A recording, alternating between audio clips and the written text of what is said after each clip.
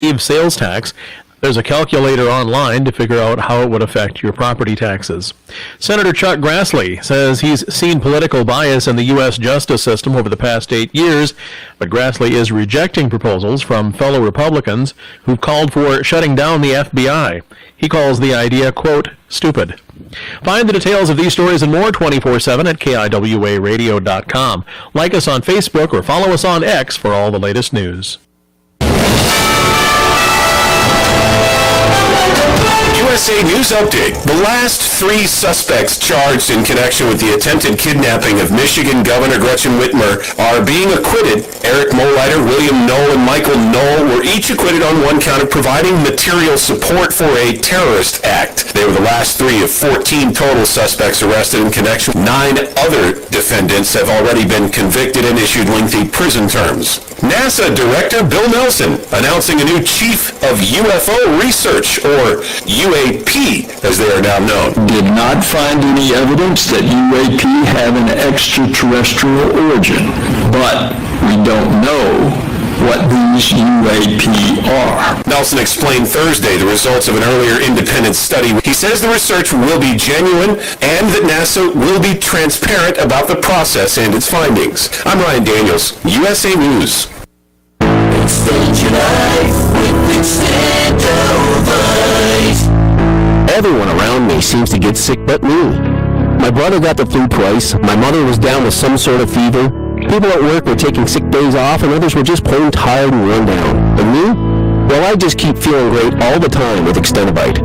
My grandfather used to talk about the power of garlic and other herbs he took that kept him healthy. I'm lucky. Extendovite was just what I needed to keep me healthy, and Extendovite is all natural. Extendovite was designed for the heart but does so much more by keeping me healthy all the time. I'll take Extendovite forever. Get your 2-month supply for only $69.95 plus shipping and handling. My name is Rick, and you can be like me just by calling 1-877-928-8822 or visit heartdrop.com. Extend your life with Extendovite.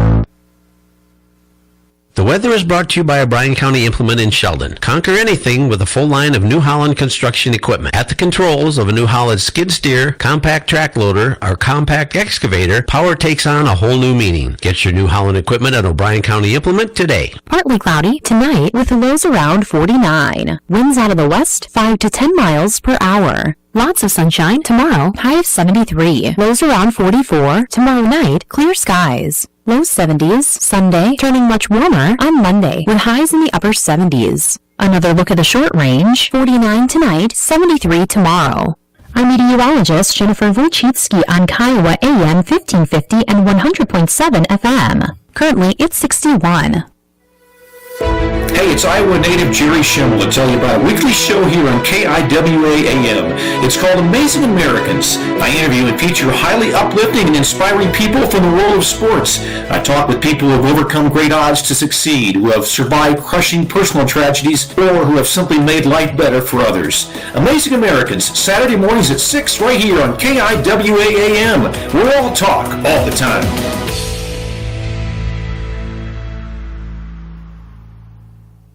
At Northstar Community Credit Union, we always give you a great CD rate, and now we'll even let you pick your own term length. For a limited time, earn 5.35% APY on a certificate of deposit account at Northstar, and you can choose if you want to keep it for 12, 18, 24, or 36 months. Only a $500 minimum deposit. Visit us online at nsdcu.org or stop by any of our locations in Cherokee, Idaho, or Sheldon. APY assumes dividend added to principal quarterly. Penalty for early withdrawal rates subject to change. Federally insured by NCUA.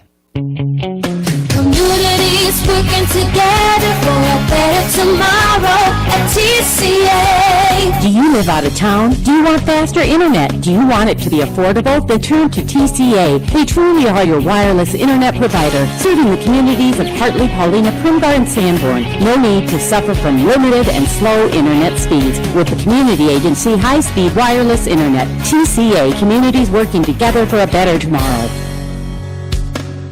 Ameriprise advisors can work with you to provide personalized, goal-based advice based on your short and long-term goals. Plus, you can track your investments and financial solutions with our digital tools and regular meetings. Call Ameriprise financial advisor J.A. Tice with Gray Crest Financial Group, a financial advisory practice of Ameriprise Financial Services, LLC, today at 712-324-5292. Offices located at 824 3rd Avenue, Sheldon, Iowa, 51201. Ameriprise Financial Services, LLC, member FINRA and SIPC. Jerry's CarQuest Auto Parts saves you money again this fall on filters. Save 40 to 50% on all your heavy-duty filters for combines, tractors, and trucks on farm operation. All heavy-duty filters are from Baldwin and trusted. Also, save on parts in brakes, drums, brake cans, and valves. Even disc brakes. Jerry's CarQuest in Rock Valley. Let the people at Carl's Footwear in downtown Sheldon with over 30 years of experience help you get properly fit and help improve your body alignment, which will ease foot, leg, and back pain. Be comfortable in a new pair of work, dress, casual, or athletic shoes. Carl's carries nothing but name brand footwear in the latest fashions. Northwest Iowa's authorized Red Wing dealer for all your work boot needs. Carl's Footwear, small town service, big city name brands.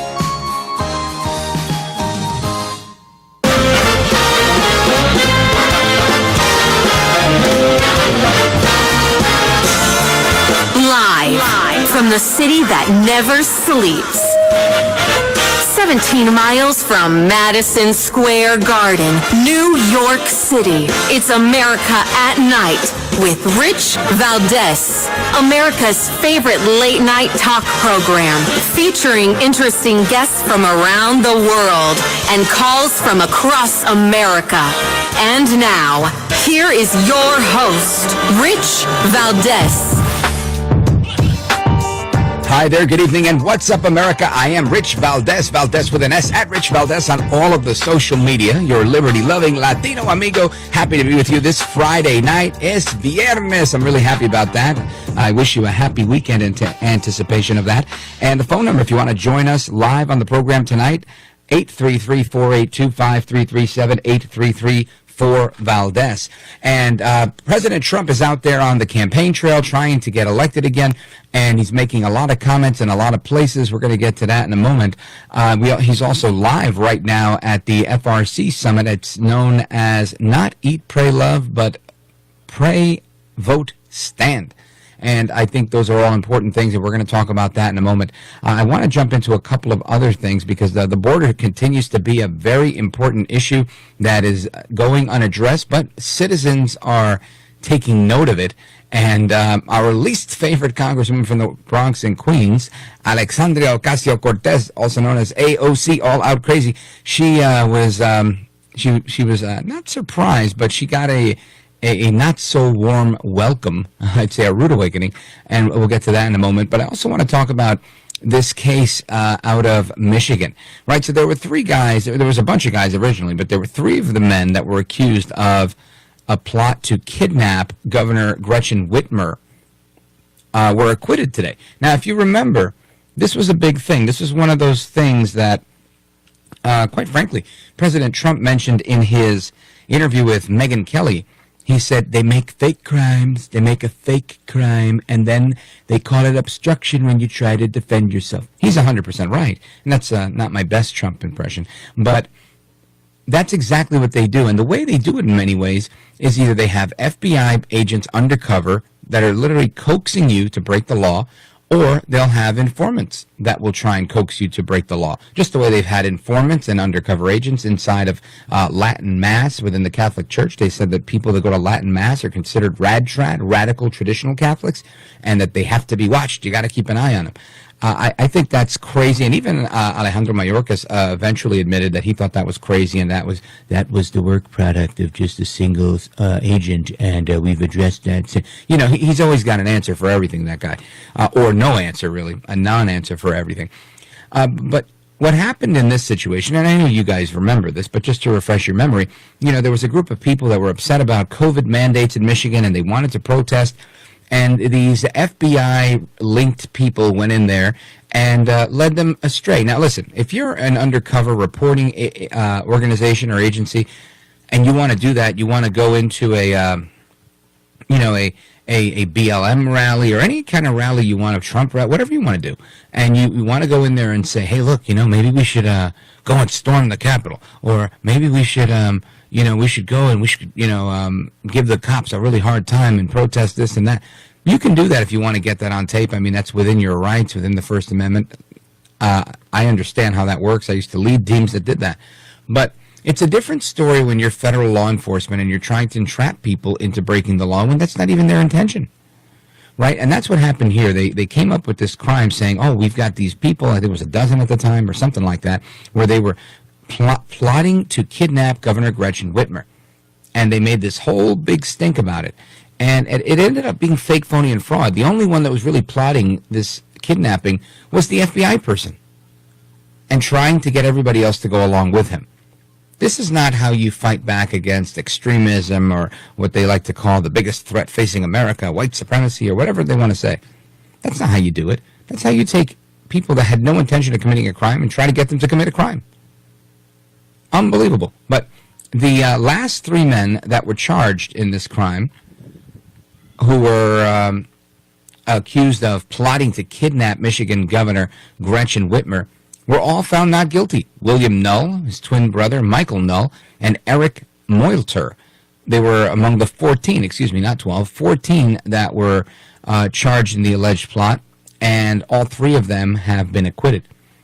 Adam Fox and Barry Croft Jr. were convicted of kidnapping conspiracy in 2022. The two were also found guilty of conspiring to obtain a weapon of mass destruction, such as a bomb, to destroy a bridge near the governor's vacation home. And again, if you're doing stuff that's crazy, you're going to get, a crazy sentence, because that's how that works.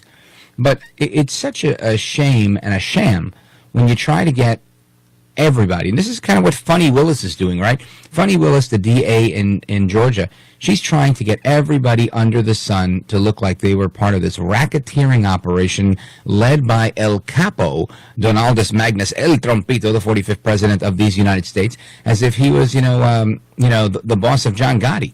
Hey, listen, Brad Raffensperger, I need you to find me 11,000 votes if you know what's good for you. Know what I'm saying?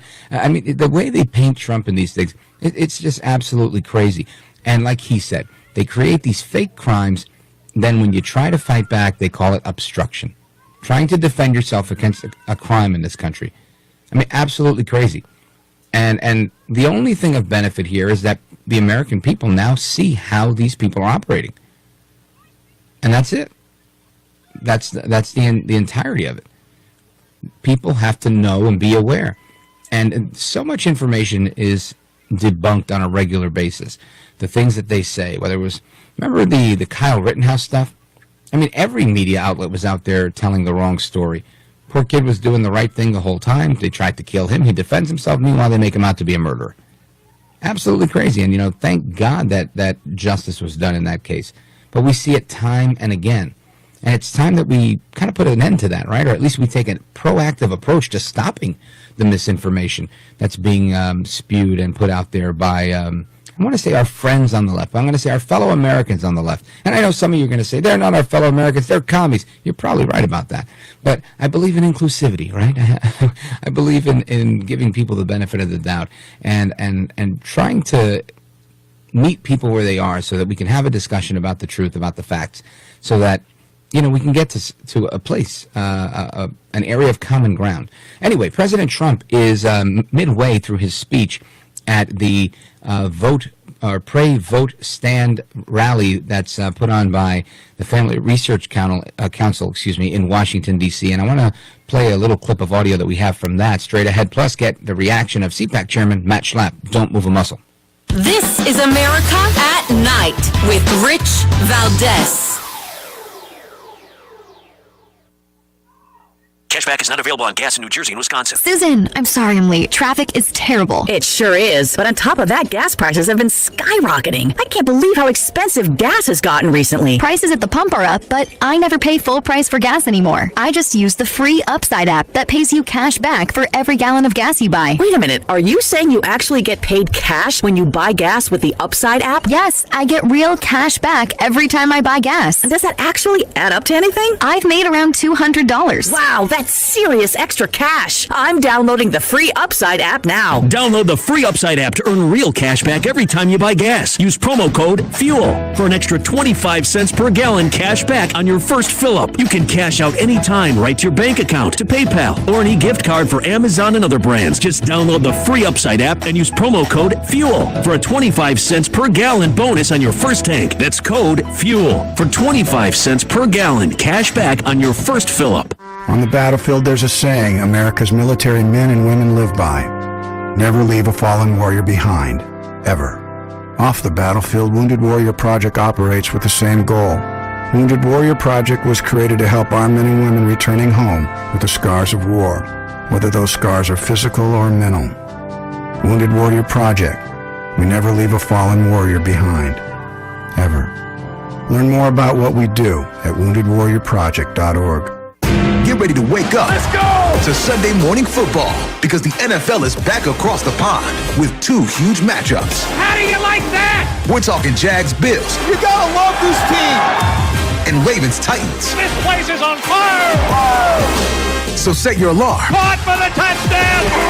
Then rise, shine, and watch the NFL London Games.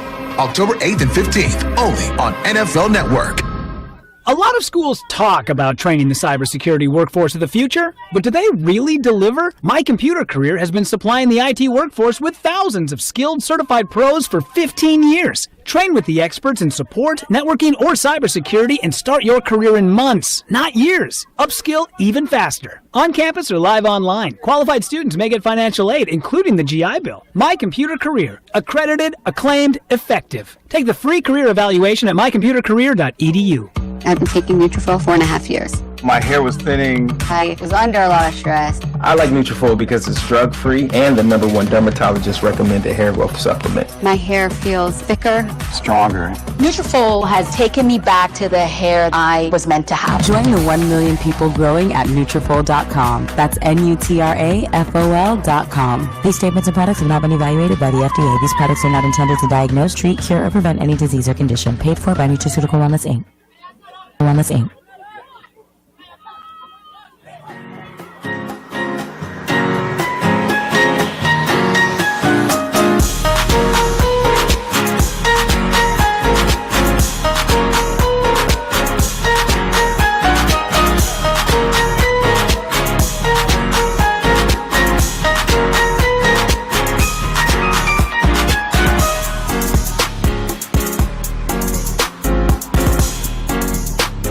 Thank you, Rich, and thank you for everything. I know you very well, and I listen, but I have a lot of people that listen, and they love your show, and I appreciate it very much. America at Night with Rich Valdez.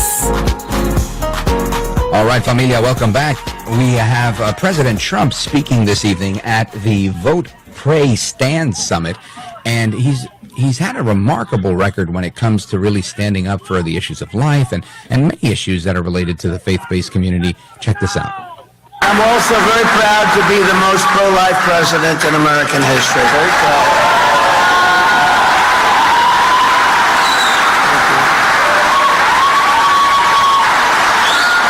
From my very first day in office, I took action to protect the unborn.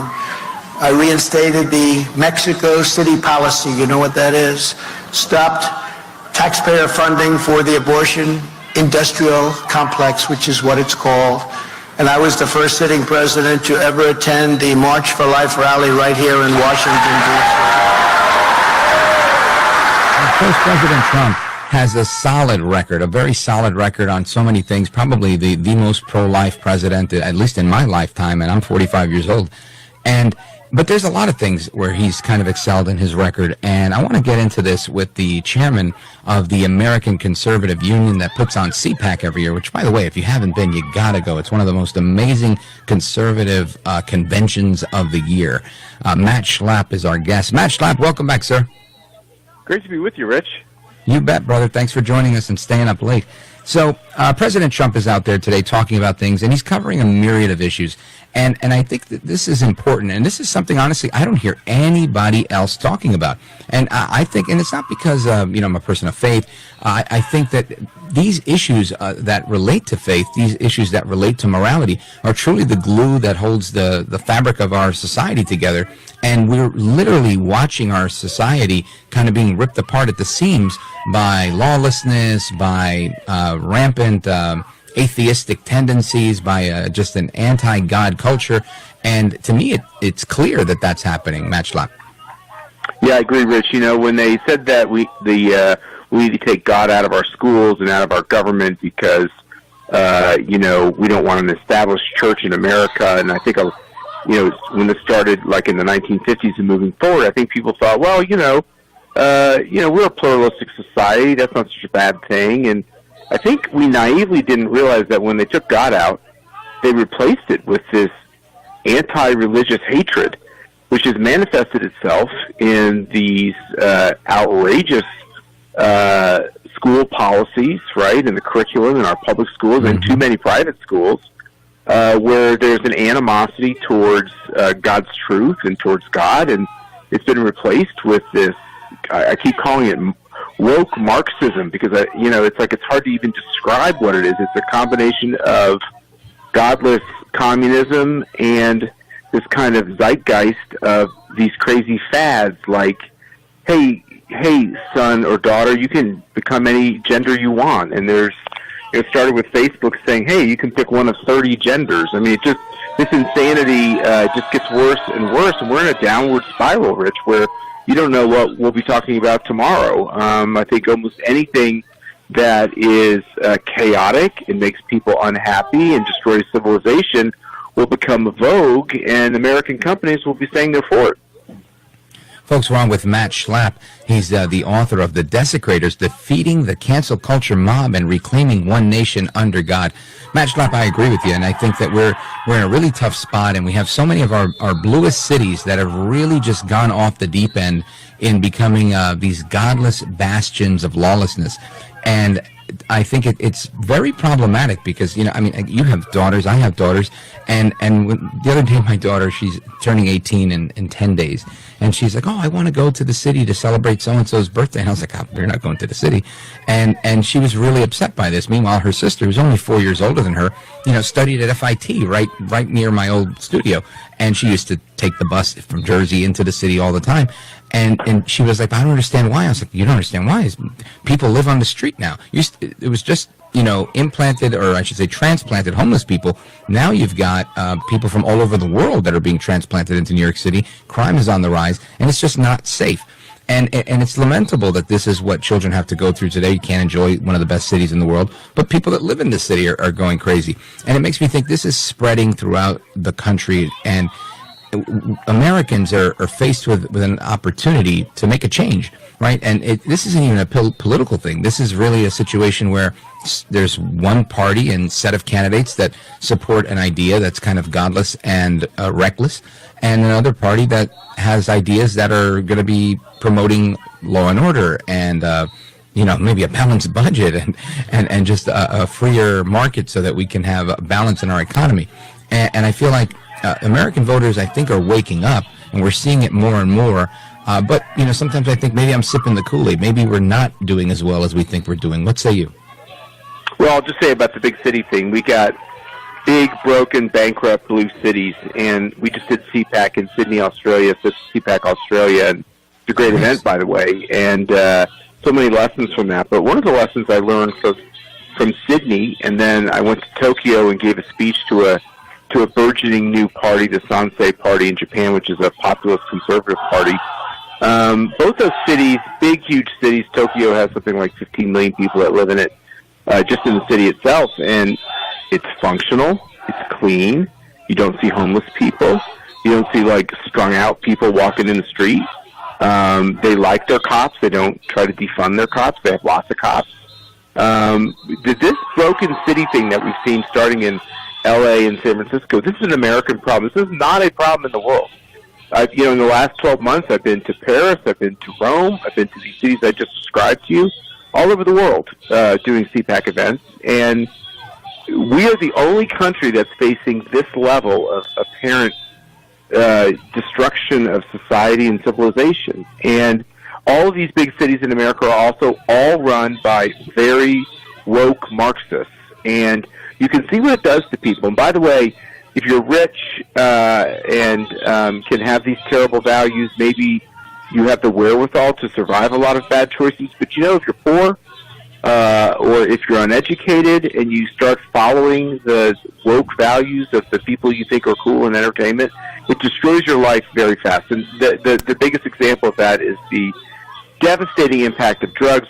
We've quickly legalized drugs in all these blue states, starting in Colorado and moving forward. And the libertarian in me thought, well, let the states kind of decide what they want to do. Maybe this isn't such a terrible thing. Now go to Denver and go to these cities and see the impact. It is devastating. And once again, it's uniquely American in the sense that we are seeing the absolutely dysfunction of all the major cities. Unless you're talking about like Miami or Dallas or some of these big cities that are in red states, the big cities in the blue states are completely broken, and I defy the left to go overseas and show me cities that are as broken as our cities. And it's a perfect example of why these policies, if adopted by America generally, if Joe Biden gets a second term, we might not come back from it. Yeah, lamentably. Now, with a minute and a half to go before we hit our pause, I want to get your take on this woman running for the House of Delegates that was streaming porn online with her husband as a business, and now she's saying this is a Republican attack because stuff that she was selling online was brought into the political discussion. That's how I understand it. Am I missing something here? Yeah, it's kind of a wild story. I guess you should be careful if you're going to run for office, because if a few months before that you were taking off all your clothes online and asking for money to perform sex acts, it's probably going to be a central part of your campaign. I think it shows an amazing lack of judgment. It also shows you, once again, the radical nature of the Democratic Party with the kinds of candidates that they're recruiting, and the fact that they're so arrogant because they control the media. They assume that there'll be no negative media because Democrats mostly get a pass on everything. But I think for the people of Virginia, this is let's just say a few steps too far. I will say that I am rather disgusted about the media coverage of Tim Scott and his sexuality and whether or not he has a girlfriend. You have a story that broke on Kristi Noem and the charges she's having an affair. You have this story that broke on Lauren Boebert and her being at a date at a play. I have to say, it does seem mostly like it's a one-way ratchet. The attempt to destroy any conservative or any Republican, destroy the human being because they have conservative views and are getting involved in politics. So the Democrat case is an unusual one because it's actually a Democrat who's being covered, but that is about the most flagrant case of being provocative. So we say that, Rich, to the voters with your sexual exploits.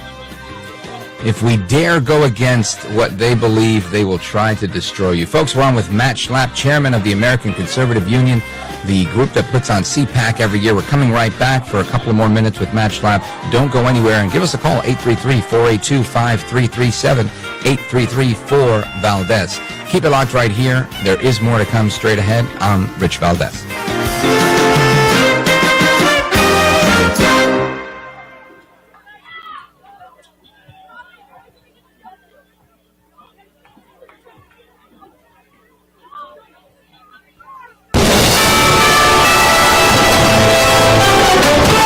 News update. Special Counsel Jack Smith is asking a judge for a narrow gag order to be placed on Donald Trump in his federal election interference case. Smith's office accuses the former president of inspiring violent threats against individuals involved in the case, including the judge, citing a Truth Social post where Trump said, "If you come for me, I'm coming for you." Trump's lawyer has responded, calling this a dishonest stunt. President Biden's naming a new special envoy for economic recovery in Ukraine. Former U.S. Secretary of Commerce Penny Pritzker. It hints at earlier White House promises made toward a long-term U.S. commitment to Ukraine. Speaking to Reporters Friday, U.S. State Department spokesman Matthew Miller had this to say. I think you can anticipate that there will be a further announcement of additional resources and capabilities, additional weapons to go to Ukraine as they continue this counteroffensive and to defend against Russian attacks. I'm Ryan Daniels, USA News. Let's see, if something costs less, but people are happier with it, that sounds like something to look into, and that is MediShare. Maybe you've heard switching to MediShare to pay for healthcare can save many families up to $500 a month, and that is huge. But it's also true that people are way more satisfied after making the switch, too. The member satisfaction rate for MediShare is double that of the typical health insurance plan.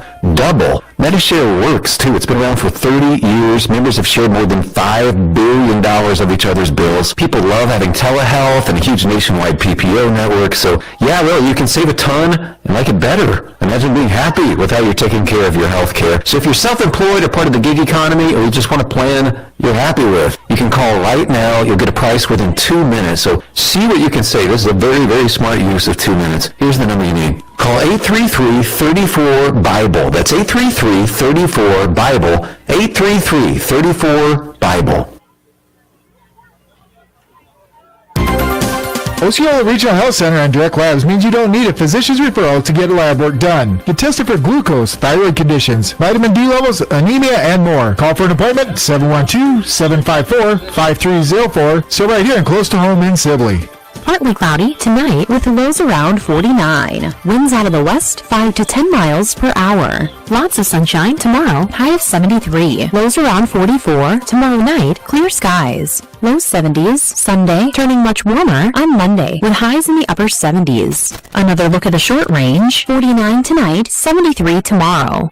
I'm meteorologist Jennifer Wojcicki on Kiowa AM 1550 and 100.7 FM. Currently, it's 59. Be sure to tune in to KIWA FM 105.3 weekdays at 9 a.m. for the Kiowa Marketplace program. It's an opportunity to be able to buy, sell, trade, or give away items. You can let us know about items by emailing us at newstips@kiwaradio.com, and you can view the listings anytime 24/7 on our website at kiwaradio.com.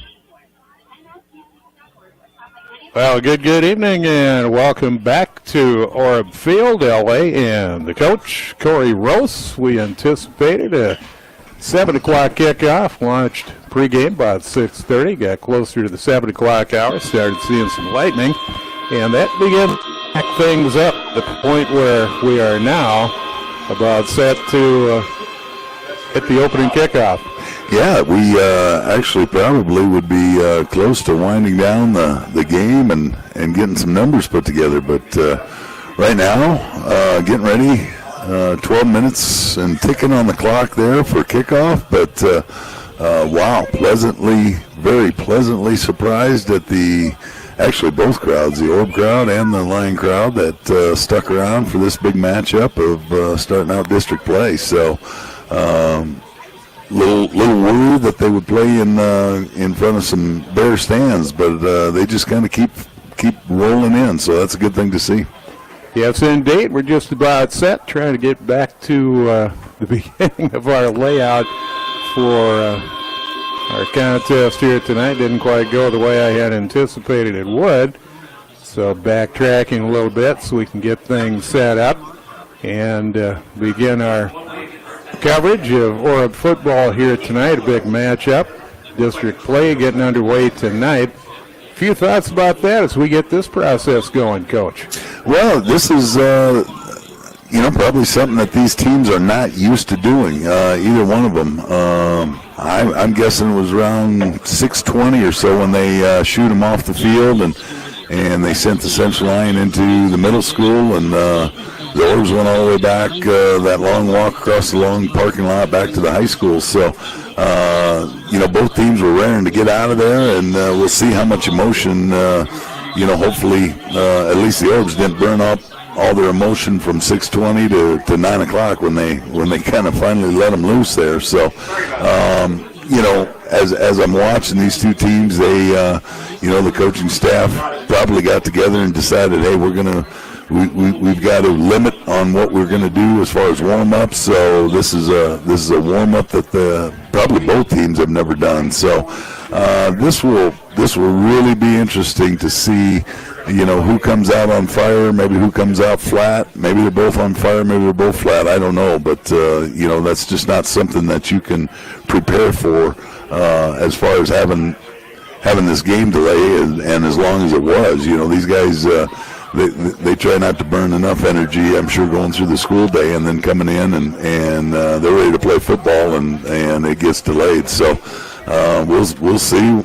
We'll see what's in their tank. Well, you get set to roll at 6:30 for the warm-ups. Go through that whole process, and then the standard playing of the national anthem. You got the band, stands full of fans, and all of a sudden the captains are out at midfield. You toss the coin, you kick off at 7. That's the way it's supposed to go. And it's not like flipping a switch. I mean, a few things go into it. As far as field conditions are concerned, the synthetic field, artificial surface, so no mud to talk about, but did have an appearance in the press box, seems maybe a couple of hours ago, by Lions head coach Curtis Eben made his way across the field, and shoes got a little soggy on the way across. But looking at warm-ups here, looks like a lot of the drainage is taking place. I haven't seen any rooster tails, and nothing as far as splashing water with the two teams going through their warm-ups. No, I have not seen any of that, but I am seeing just a little bit of not sure where the footage,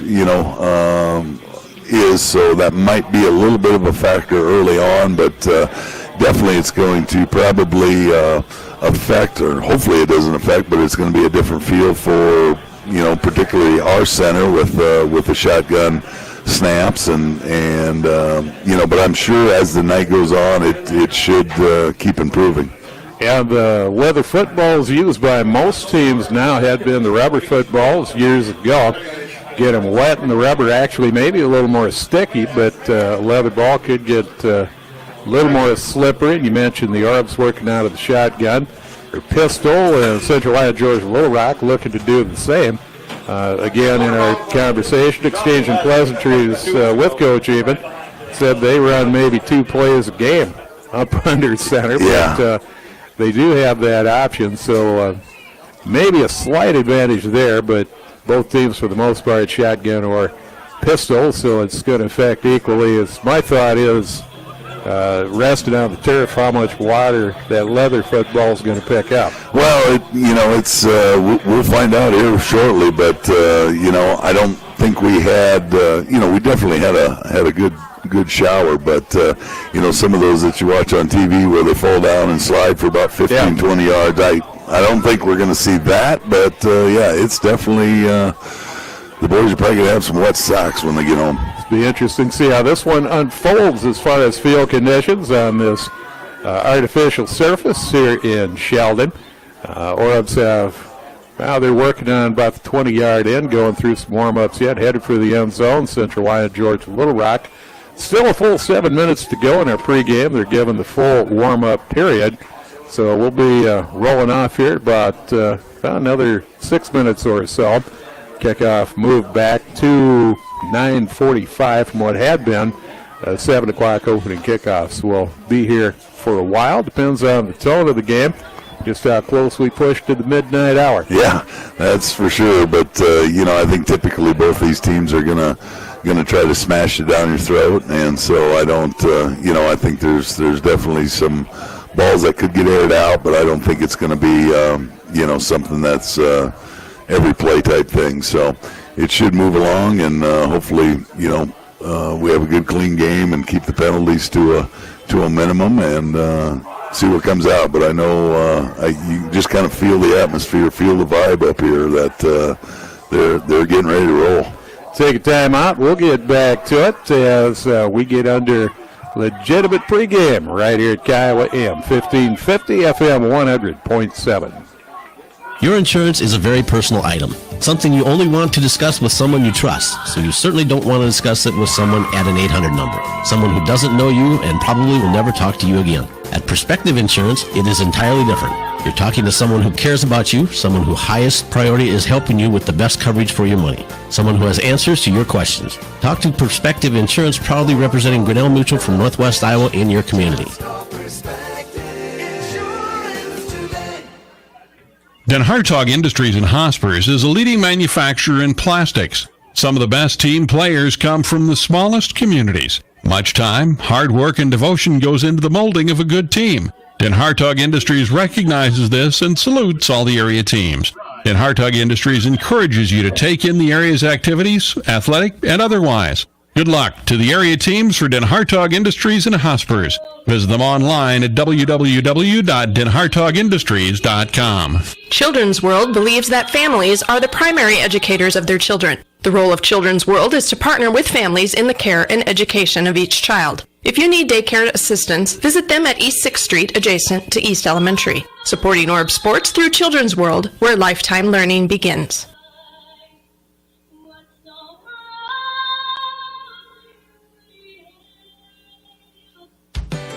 You're rushing to the game and you forgot to transfer money at the bank. Never fear, CSB Mobile's banking is here. Citizens State Bank of Sheldon Boyden invites you to download their CSB mobile banking app to your iPhone or Android device and start banking anytime, anywhere. Banking at your fingertips when it's convenient for you so that you can get back to the game. Citizens State Bank of Sheldon Boyden, a real community bank, and member FDIC. It's your friends at the Pizza Ranch in Sheldon inviting you in for our fresh salad bar, country's best chicken, mashed potatoes and gravy, and so much more. And try our awesome pizzas like buffalo chicken, taco pizza, pepperoni, or let your crew customize your favorite pizza just for you. We call it our buffet your way. Don't forget the dessert pizza and ice cream. Saddle up in Posse and head down to the Pizza Ranch in Sheldon. Everyone has a reason for choosing their lender. And if you're in the business of agriculture, you'll find more reasons for choosing Farm Credit Services of America. Along with attractive rates and convenient services, we offer unsurpassed expertise. We also deliver cash-back dividends. No other lender gives back to its customer owners like we do. We are Farm Credit Services of America. Agriculture works here. It's that time of year, and Sheldon Power and Equipment knows when the hard work starts. The planning, the preparation, and prayer all lead to this moment. It's harvest in America, and Thunder Creek and Sheldon Power and Equipment are in the fields with you. From our farms to yours, powering your harvest and keeping you ahead of schedule with the best fueling and field service solutions in the industry. Put Thunder Creek and Sheldon Power and Equipment to work for you and make this the best harvest yet. Sheldon Power and Equipment, your solution providers. Visit us at sheldonpower.com. Ask Ameriprise Financial Advisor J.A. Tice about the exclusive Confident Retirement Approach to see if you're prepared for your financial future. We understand your goals and provide personalized advice to help you reach them. Call J.A. Tice today at 712-324-5292. Offices are located at 824 3rd Avenue, Sheldon, Iowa, 51201. The Confident Retirement Approach is not a guarantee of future financial results. Investment advisory products and services are made available through Ameriprise Financial Services, LLC, a registered investment advisor.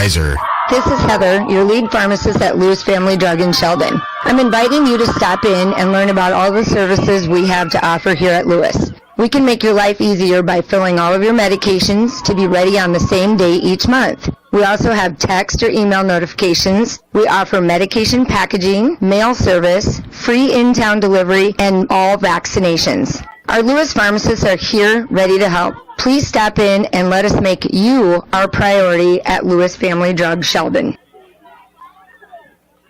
And we are back at Orb Field, LA, and the coach, Corey Rose, both teams on the field. The toss apparently conducted prior to everyone coming back on the field. The Orbs will open up on offense. Lions ready to kick off. Starting lineups brought to you by Sheldon Power and Equipment. Sheldon Power and Equipment wants you to be first in your lineup with the right equipment from Sheldon Power and Equipment. Crowd ready to roll. They've been waiting for a while, getting kind of loud just prior to opening kickoff. Give it the Orb offense. They'll get the ball first. Skilled positions at wideouts. Isaac Wenthe, number 2, the junior. Other wideout, number 24, Ryan Vowling, senior. The quarterback, Landon Seaster, junior. And the running back, Garrett Rose, another senior, kickoff back to the 3-yard line. Orbs bring it back upfield and down at the 16-yard line. That's where the Orbs are going to set up shop. Their own 16-yard line. We are officially underway. Well, it's about time. Here we go. That was a great catch by Tyson Getting there. He was about the 2-yard line, and good return, but the Lions closed the gap early. Looks like they'll be starting about the 18-yard line of Sheldon. And the Orbs other wide receivers, Tyson Getting, number 8, the return man is junior. Tight ends, Colt Rose, number 19, sophomore. Boys up front, Colbeck, Thomas, Lang, Brinkman, and Courtney's. The Orbs go first and 10, their own 16 to give. On a reverse ball, and picked up, scoop and a near score. Orbs a little razzle-dazzle, but breaks down. Central Lyon there to make the stop, the pickup, and the recovery, so not going the way the Orbs wanted it to go. Not sure if that was the result of a slick ball or not, but it's going to belong to Central Lyon, George Little Rock. First offensive play for the Orbs. Lions recover at the Sheldon 8-yard line. Yeah, it's hard to tell from up here if that was a factor of the wet field, wet ball, but they tried a little trickery that backfired. So gives the ball in great position to the Lions here. First and goal from the 8, and pass out the flat pick. Oh, nice great play. Stop at the 5, shut down quickly. Yeah, I'm just kind of relying on the announcer here because they get down in that end zone. Orbs are supporting the new black jerseys with orange numbers, and they do not stand out down there. But I think that was Wenthy on the tackle. Especially against that black backdrop that is the Orb end zone. So second and goal, this time from the 5. Vanderzee, the give. And Eben able to get away and knocking at the door. He got in, did he? Yep, I believe he did. A tough run by Eben for 5 yards. And he is in the end zone for the touchdown. First score going on the board with 11:09 to go in the first quarter. So a bad start for the Orbs. That fumble on the first possession. Fumble recovery at the Orb 8-yard line becomes Graham Eben. Touchdown run. And let's see here. It looks like we may have a timeout already. I don't know what we got. If Central Lyon took a timeout. And kicking game, a little bit of work to be done there. The situation developed late in the weekend practice. Regular kicker Matthew Deeren not able to take part tonight, so they brought up 2 freshmen to share the kicking duties. Kickoff, a deep kickoff by the freshman, Jeff D. Ramon, and the extra point man, another freshman. That's number 61, Logan Koob, handled the point after duties. And Darren, very reliable kicker for the Lions past couple of years. So far this year, has had a bit of difficulty, extra points, 12 of 17. And with a running clock for Central Lyon, George Little Rock for the first 3 games, as you might guess, they have not attempted the field goal. No, I don't think so. Probably not going to happen until you get to the Dome down in Cedar Falls, which is pretty common for the more high-test teams. Well, okay, so nobody called the timeout. We haven't. Well, black jerseys, black pants. We have an Orb down in the end zone on the black turf. Yeah, not able to see him, and helped up, and definite hitch and get along coming off the field. Yep, and I'm unable to catch a number on who that is, but as get a little closer here, we may be able to see. Orbs with black pants, black jerseys, the orange numerals, and again, either end of the field. Out in the middle of the field, a little better to read, but get toward the end zone and not lighted quite as brightly. So the kick by Koob upcoming. He handles the point after. One of the 2 freshmen, tag team in the position. 11:09 to go, first quarter. Kick is up. It is blocked. No return at the high school level. Nice work. I don't know who got through there. There was a whole host of Orbs that came through. So 6-0 lead. 11:09 to go, first quarter. Lions able to take advantage of a miscue by the Orbs early on. Well, and the public announcer here, they got the binoculars. I think they said Jarrett got a hand on it, so he was the one that actually knocked it down. So one of the senior co-captains does a lot for this Orbs squad. Linebacker, running back, and special teams player getting a block on the kick. So the Orbs, a little razzle, a little dazzle, but just didn't pan out. Not a clean exchange. No, trying to run a reverse. And so hopefully they bounce back, and they will. As the injured Orb there comes off the field, that was Zach Bork, a senior. Hopefully he's all right, but they're working on one of his wheels down there. I'm not sure. He was walking pretty gingerly. I don't know if it's an ankle or what, but yeah, he might be limited the rest of the game here, the way it looks. Well, we saw a strong kickoff by Ramon to start the contest. Again, we're underway early first quarter. 11:09 to go. Central Lyon, George Little Rock able to get on the board. Recovered a fumble at the Orb 8-yard line. Graham Eben in for the 5-yard score. Tremendous effort run. And now the run on the football. Ramon, another big kick. That'll come down at the 3. And again on the return. That's Wempy. Yeah, Wempy, an opportunity. Oh, yeah. Sideline still digging. He got great speed. Is all the way out to the 34. Yeah, that was a great job by Wempy. He was, again, caught the ball at about the 2-yard line, but was real patient with his blockers and his wall getting set up. And, man, when he saw that, he just turned the dial, and he went from the 20 to the 30, and it was just a glimpse of him. Yep, the Lions looking to challenge the Orbs. Based on film, it had not been kicked to up until now. Orbs first and 10, their own 34. And in motion, fake and into the line, and gain of about 1's going to be it out to the 35. Yep, that was just they brought a man in motion there, and just gave it to Jarrett.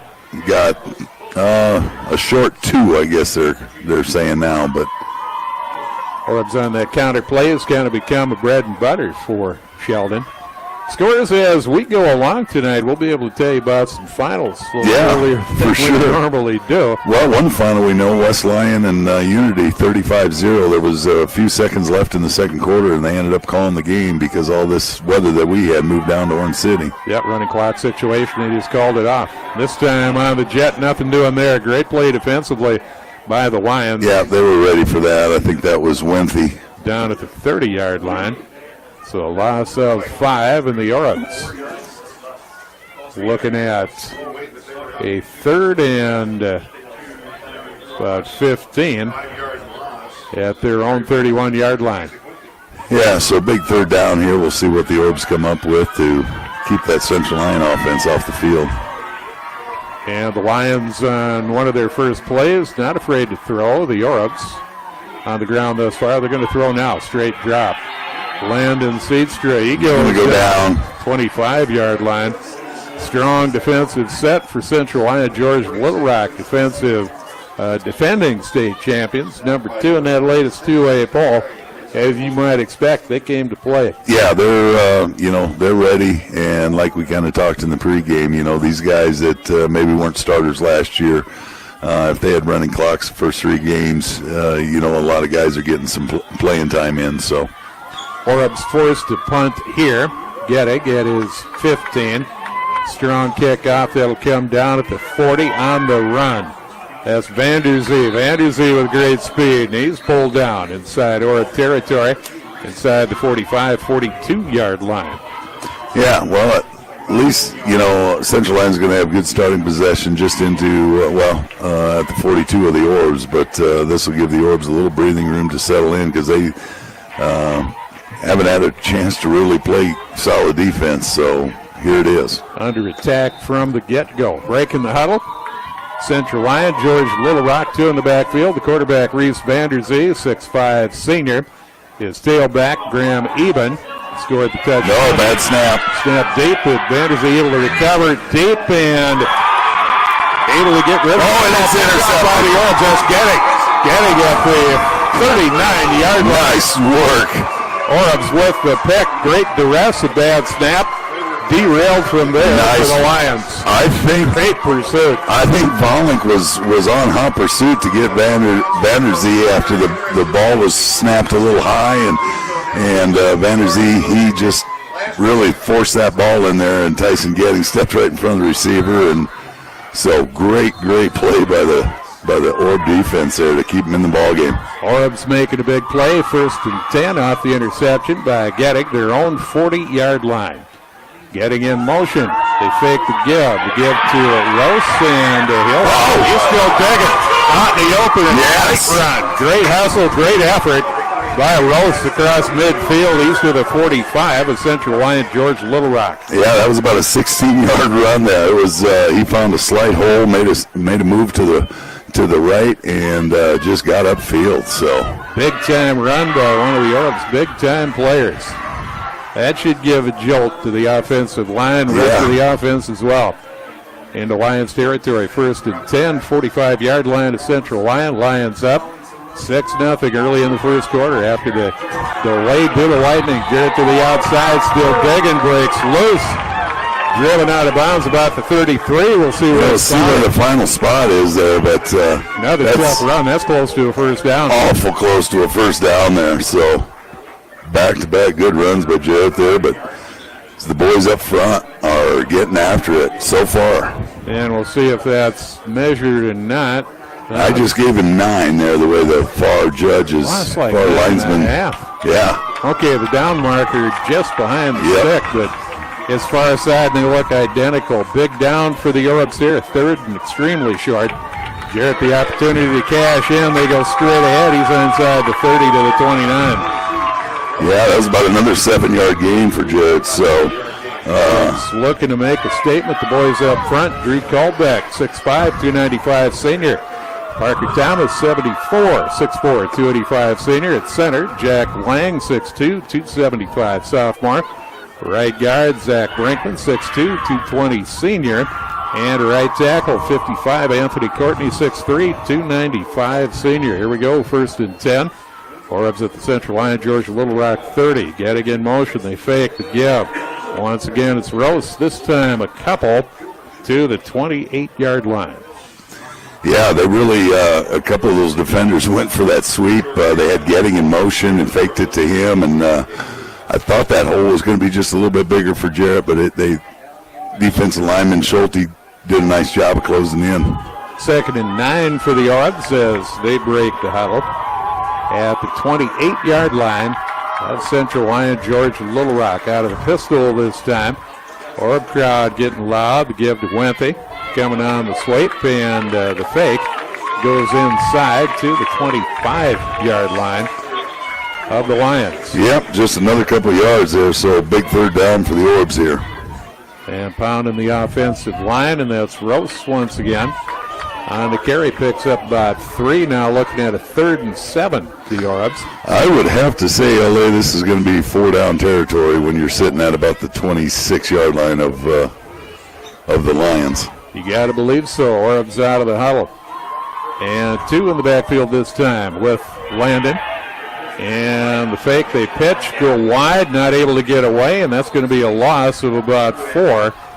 Good discipline on the part of the Lions. Yeah, that end over there and didn't catch a number.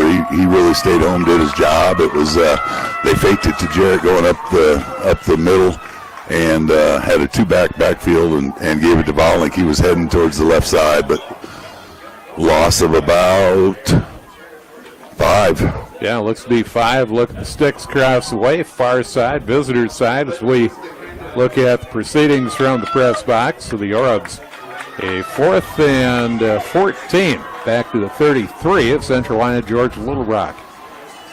Orbs 2 wide receivers left side. The snap, Seaster looking to throw up the sideline. Getting, and it's going to be intercepted here. Coming up the sideline, and an opportunity. Race to the end zone, and it's going to be won by Central Lyon George Little Rock. That was number 26, Isaiah Johnson. I think he's another one of them wingbacks that has some speed and definitely could see it there. The Orbs began the drive on an interception, and an interception by Isaiah Johnson. will take it back the other way and picked off at about the 30, so that's good for 70 yards. INT for the interception on a house call. Yeah, right now the Orbs just need to settle down. They're just, the score right now is 12-zip, and they're just giving the points to the Lions right now, these 12 points. 12-0 score. The kick up and off the tee in a hurry. Plenty of distance, plenty of height. And it's a 13-0 advantage for the Lions. Comes with 5:34 to go here in the first quarter. Take a timeout. We're back. Kiowa AM 1550 FM 100.7. Sheldon Family Dental, located in the Arlington Plaza in downtown Sheldon, is looking forward to caring for your dental health. Dr. Anderson and her dental team make courtesy and honesty their approach to making your dental visit a good experience. They offer professional dental services in a family-friendly atmosphere, and they look forward to serving you.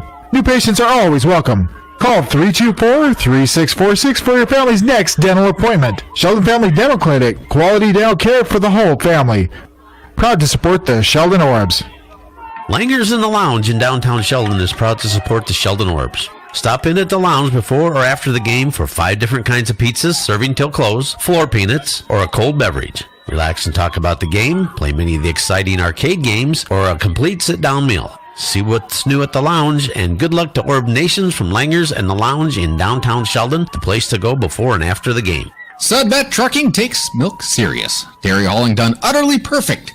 Your dairy industry leader in milk transporting, long or short. Sudbet Trucking Incorporated, Sheldon, Iowa, 324-0182.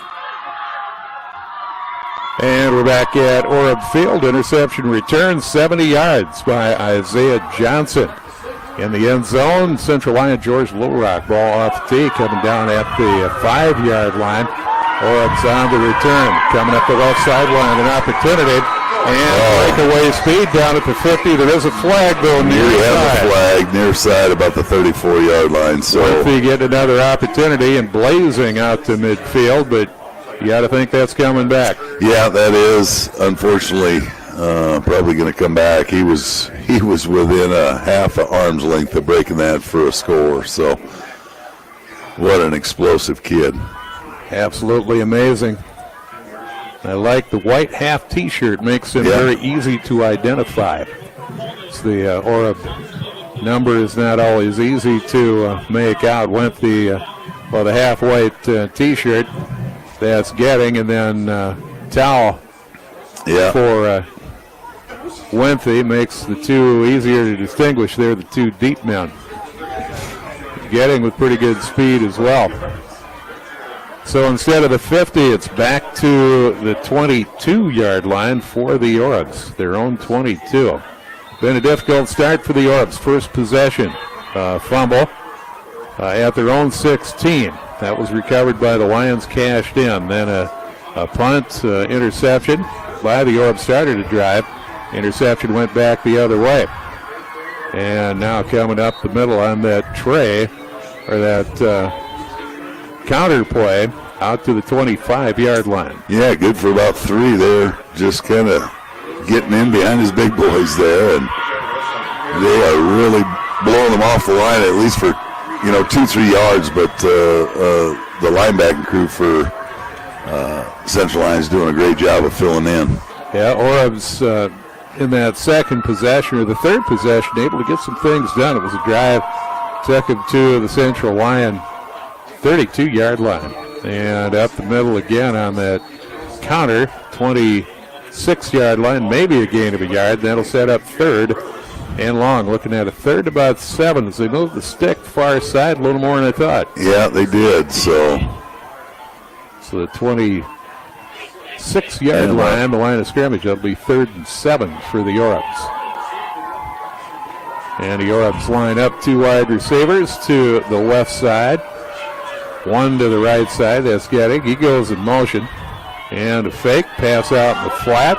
Little wide receiver screen. Oh. Not able to get loose, but I believe that was for Wimpy. Yeah, a couple yards, but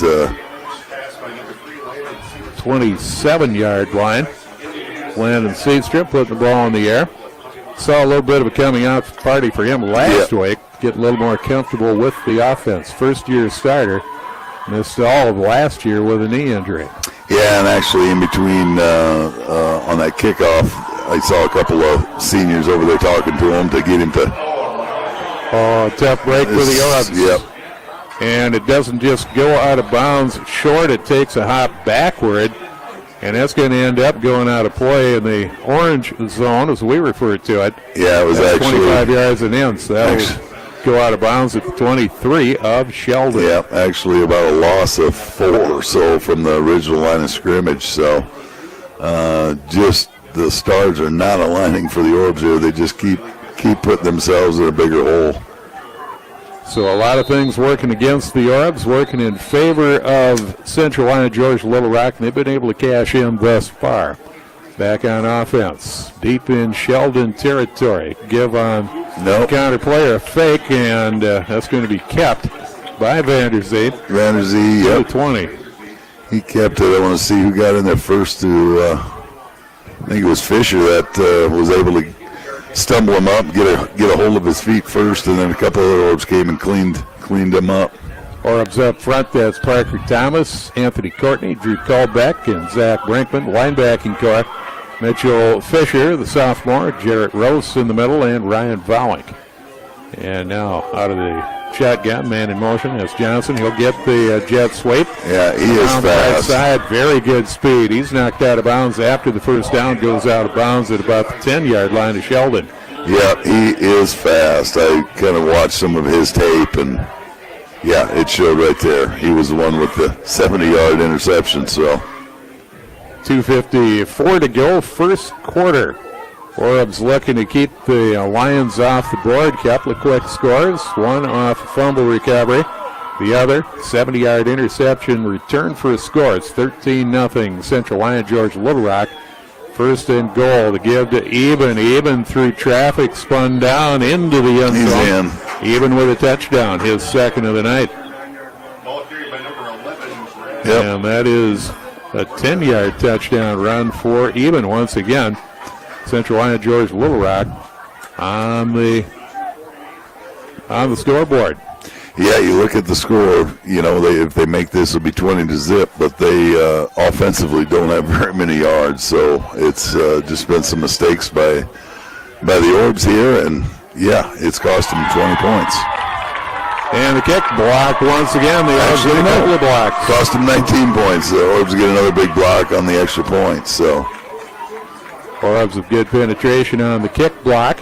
2:48 to go. And Central Lyon George Little Rock, third score of the first quarter. They've had a lot of things go their way. Great field possession.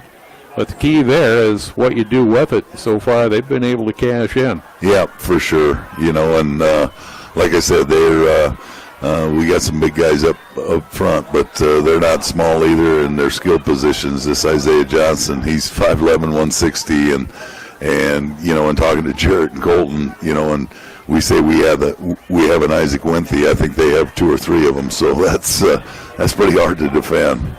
Down some of the size that they have at quarterback, Reese Vanderzee, 6'5", 200-pound senior, amazing basketball player.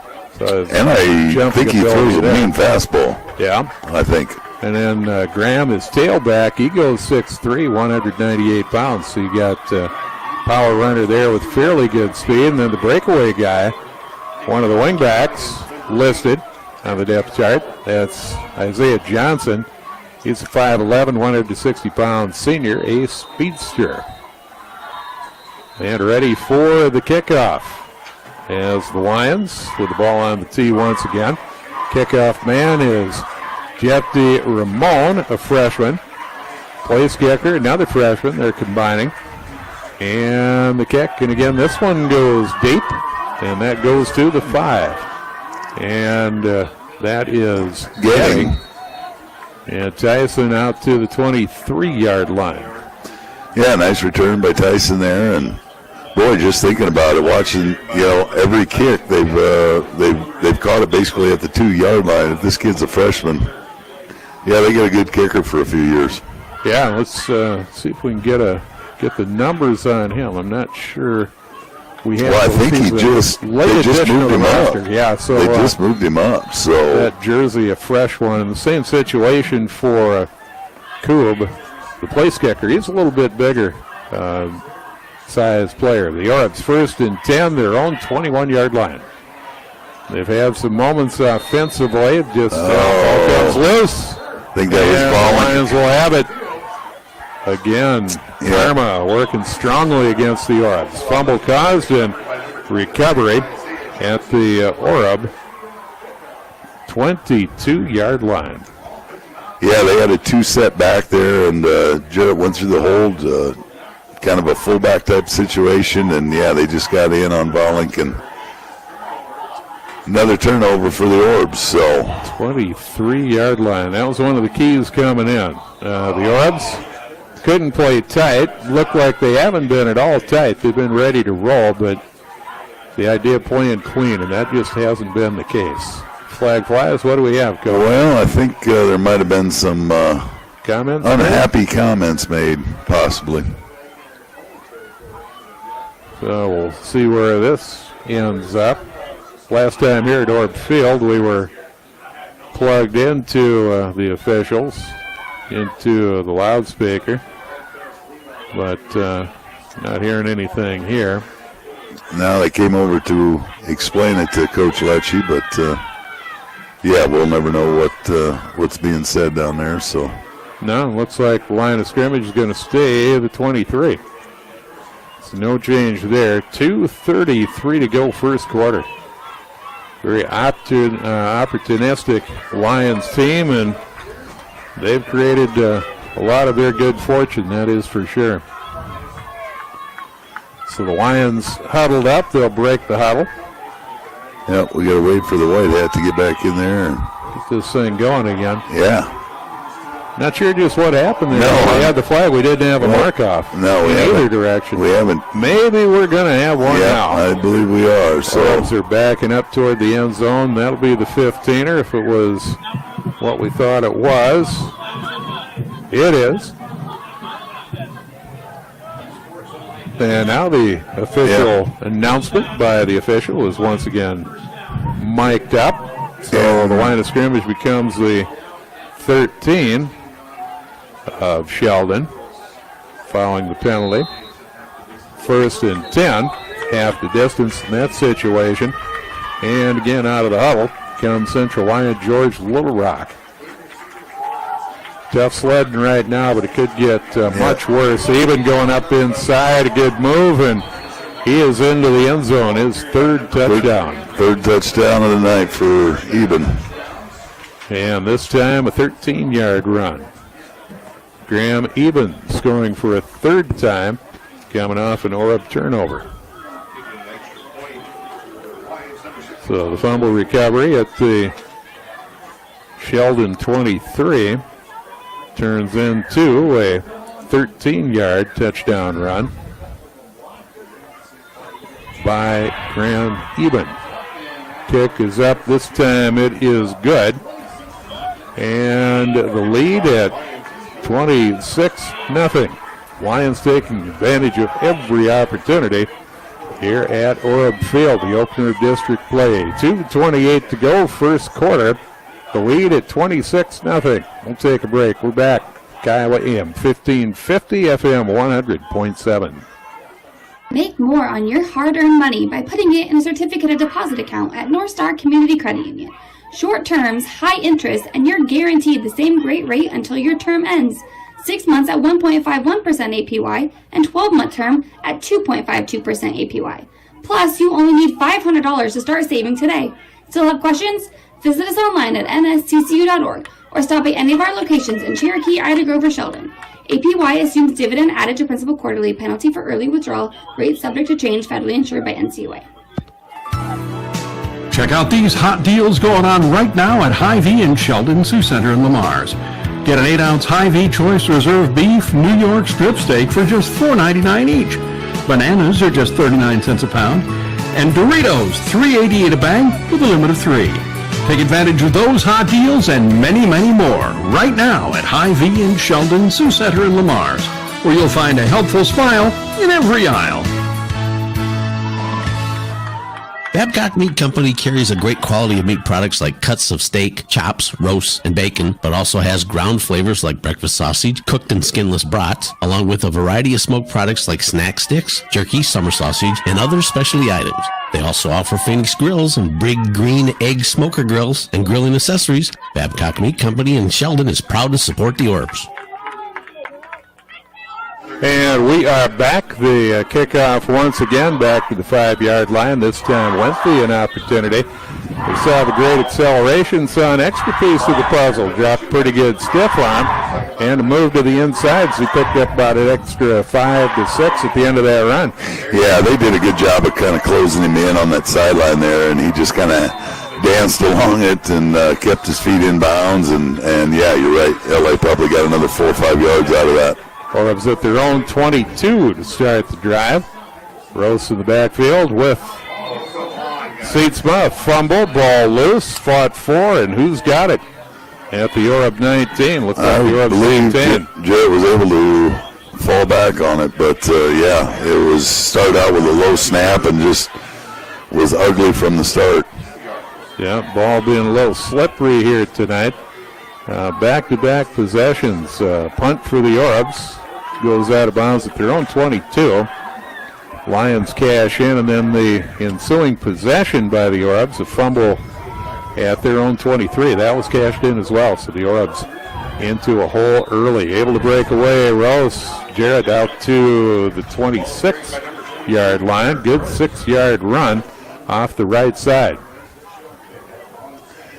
Yeah, he's just real patient following those big guys on the end, and good job by just everybody out there just trying to get what they can against this defense. They are swarming. They stay home, find the ball, and then once they find the ball, they're to it.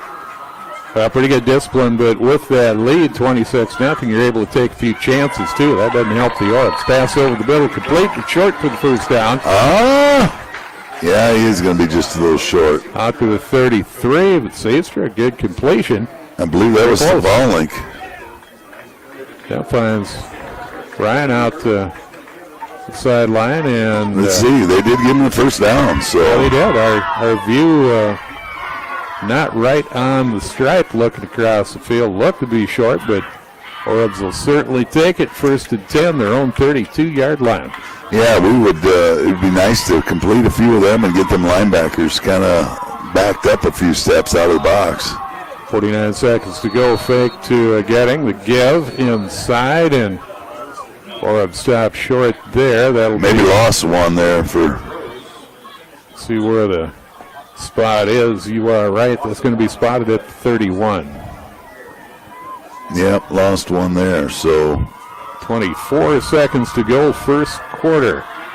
And the first quarter, I'm sure the Orbs will be glad to have behind them. Yeah, this is just not what they anticipated. And they are going to let the quarter go down. That'll be the end of the first quarter. Strong quarter for the Lions. They take advantage of every opportunity and cash in. They're on the high side of a 20-0 score as we start the second quarter here in Sheldon. Orb football on Kiowa AM 1550, FM 100.7. At People's Insurance, we understand how much your farm means to you. Hi, I'm Jeffrey Granstra, insurance agent at People's Insurance. Whether you're a farm owner or tenant, let me help you develop a plan that protects your whole farm operation. You can contact me for a free quote at 712-324-4400 or stop by our Sheldon location inside People's Bank, 2400 Park Street. Get the stain-fighting power of Maytag and a new top-load washer that's built to handle tough loads. It includes the deep fill option for more water when you want it. Plus, the power agitator uses 360-degree wash action to break up stubborn messes. Shop Downtown Hardware to see how a Maytag laundry pair can help you power through laundry day. See Downtown Hardware Hank in Sheldon for more information. Egg State in Sheldon offers 2 locations to better serve you for your grain and feed needs. Egg State is keeping you ahead of the crop marketing game with a partnership for your marketing goals. Egg State and you, ahead of the rest in crop marketing goals. And we are back at Orb Field, LA, and the coach, Corey Rose. We start the second quarter of play. Big first quarter for Central Lyon George Little Rock. Fumble recovery at the Sheldon 8. turned into an early score, then an interception return for 6. 70-yard return. Also in the first quarter, punt by the Orbs goes out at their own 22-yard line. Lions able to cash that in. We start the second quarter. Orbs looking at a 2nd and 12 at their 30. The flag flies late. Might have been some comments or conversation. Yeah, I don't know what we got going here. I'm sure we're going to find out. But we had flags from a couple different officials. And some of that mustard on the salad, if we dare take up that subject again. Defense hit for the penalty. The Orbs will pick up the, what do we have here, the 15? 15 yards, yeah, and it must have been pretty blatant because the side judge on the far side and the back judge here, they just launched them flags, so it was pretty obvious to both of them, I guess, so whatever happened. The remainder of the scoring for the Lions, fumble recovery at the Orb 23, and they're able to put that in the end zone, a 26-0 advantage. Orbs looking to put together another solid drive. They did earlier get to the 22 of the Lions. Delayed give and great patience up front by Central Lyon George Little Rock. The Orbs dropped at the 44-yard line. Yeah, he's going to lose a couple there. I don't know that it was a broken play, but it sure took a long time to develop. Yeah, late developing or long delay if done by design. Orbs out of the huddle looking at a 2nd and 12 at their own 44-yard line. Earlier, as mentioned, the Orbs getting to the 33-yard line. Back pass, Eadstra out of trouble. Left side, he'll launch it out of bounds to the bench area for Central Lyon and save the yardage. That'll set up 3rd and 12. Not a bad decision. Yeah, no, that was a smart move by Landon, just because from what I could tell, the receivers were well covered that he kind of had his eye on. So instead of forcing it and possibly causing another pick six, he just smartly threw it right out of bounds. It's pretty good movement on the part of Seedstreet, too. Yeah, pretty nimble in the pocket. Yeah, he got away from Kroll there, and Kroll's 6'3", 205, so. Yeah, these 6'3", 210 moving pretty good. Yeah, they got some wheels. They'll speed you up a little bit, though, when you got a guy like that chasing. 3rd and 12 to give. Behind almost a Statue of Liberty type thing. 2 backs in the backfield across midfield. Orbs to the 49 of Central Lyon George Little Rock. Yeah, that was a little sweep, inside handoff to Ryan Volink, and he kind of skimmied around the right side of the line, but looks like the Orbs sending the punt team in. Ball is right now on Central Lyon's 49-yard line, so I think this is the right move for the Orbs to try to pin the Lions back. So back to a punt is getting 38-yard average coming in. 33.8. And good protection. Sideline, and that'll go out. Wait for the official. Yeah, we'll see where he's. 20. And the official's going to walk up and stop anytime he wants. Yep. Up to the 30. 30.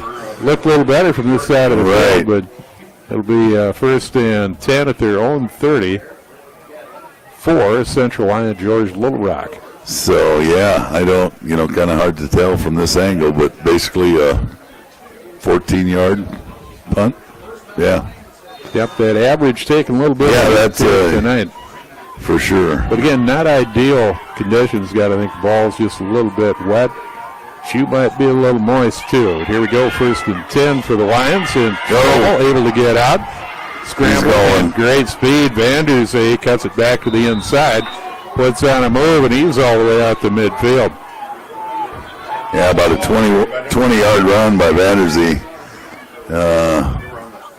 Showed his speed. The Orbs breathing down on him, but he's able to get out the back door. Right side, hits the sidelines, and threw a little bit of a move on the Orbs. Looked like he might be stepping out of bounds, but decided to challenge.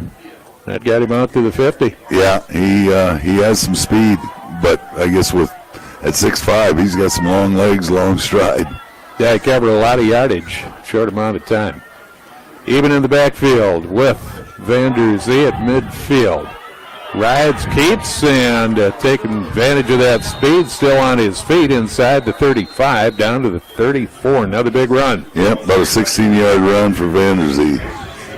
Winding up that option game just a little bit, something they do extremely well. Yeah, well, they just have so many weapons with that Johnson and Eben that he faked it to Eben on a sweep, and it just kind of, just for a split second, had a couple of these guys wondering where the ball was. So Now Cruz, the offensive coordinator, beginning to work in Van Der Zee a little bit. We hadn't seen a lot out of him until now. It had been Eben and Johnson, but now getting a couple of reps of his own. 9:07 and counting. Second quarter, 26-0 advantage for the Lions at the Orb 35. Nobody home, but that's by design. Pass out in the flat. That's Johnson, and he is drug out after a gain of about 3. Good coverage by the Orbs. I think that was a broken play or by design? I think that was probably play by design, but broken on the fake handoff because the running back went the other way. So, but it looked like Johnson was waiting for that ball. So, yeah, pass out. I think it was half broken. Yeah. And to be extremely careful, it all happened semi-fast. Yeah, it sure did. So looking at a 2nd and 8. Man comes in motion. Van Der Zee on the roll to the right, pass back across the grain. He's got Johnson. He's got speed. He's got an escort. Cuts it inside, and flag flies. Again, thrown with authority. He's able to get in the end zone. We'll see how this ends up. Yeah, I think it's going to come back at least part way. There was a flag that may be a block in the back. That was a great backside play. Had everybody rolling to the right with Van Der Zee. Throws back to Johnson. Got him in space, but that is coming back. A little ways anyway. So let's see. Marked off from the 10-yard line. So it'll be about the 20. So, yeah, ends up being about a 14-yard gain instead of a 33 and a touchdown. Yep, about 20 yards and 6 points going by the board. Yep, for sure. But the first down will stand. It's 1st and 10 from the Orb 19-yard line. That's where the official spot takes place. It's another good drive by Central Lyon George Little Rock. Their first real drive. Other things have been a short field, big defensive play. Coming around the right side on the sweep, able to hit the outside. That's Johnson again.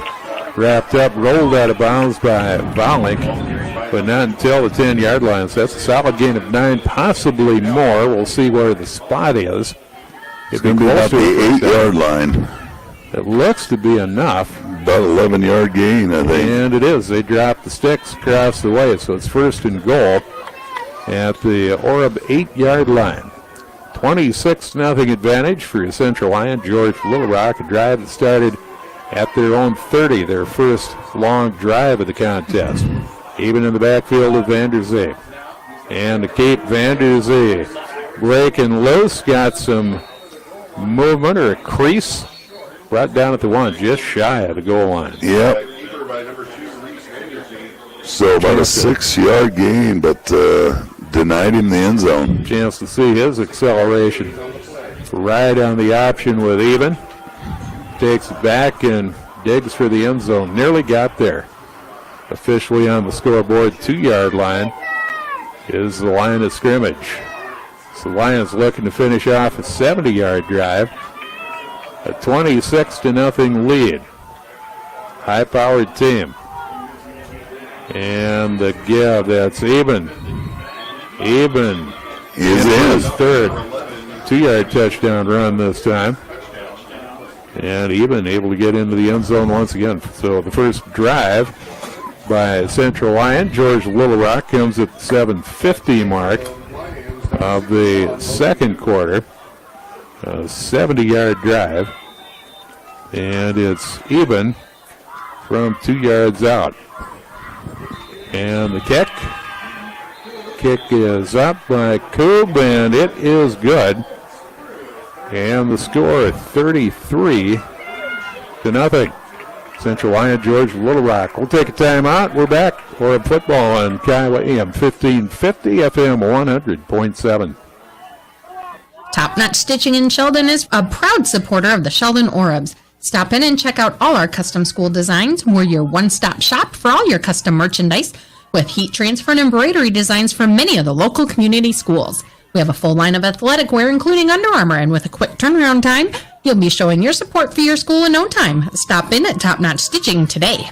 Village Northwest Unlimited is proud to support all area athletes. Just as student athletes compete as a team, staff members at Village Northwest works as a team to build successful lives for 180 individuals with disabilities. Village Northwest would like to thank the area communities for supporting their mission to provide purpose, privacy, and dignity to all people. Bringing you this game is Rosenboom, with locations in both Sheldon and Spirit Lake. Rosenboom produces custom-crafted hydraulic cylinders for leading industries like construction, agriculture, military, and more. Rosenboom is currently looking to hire for a variety of positions. For career listings and benefits, visit www.rosenboom.com. Find your place at Rosenboom.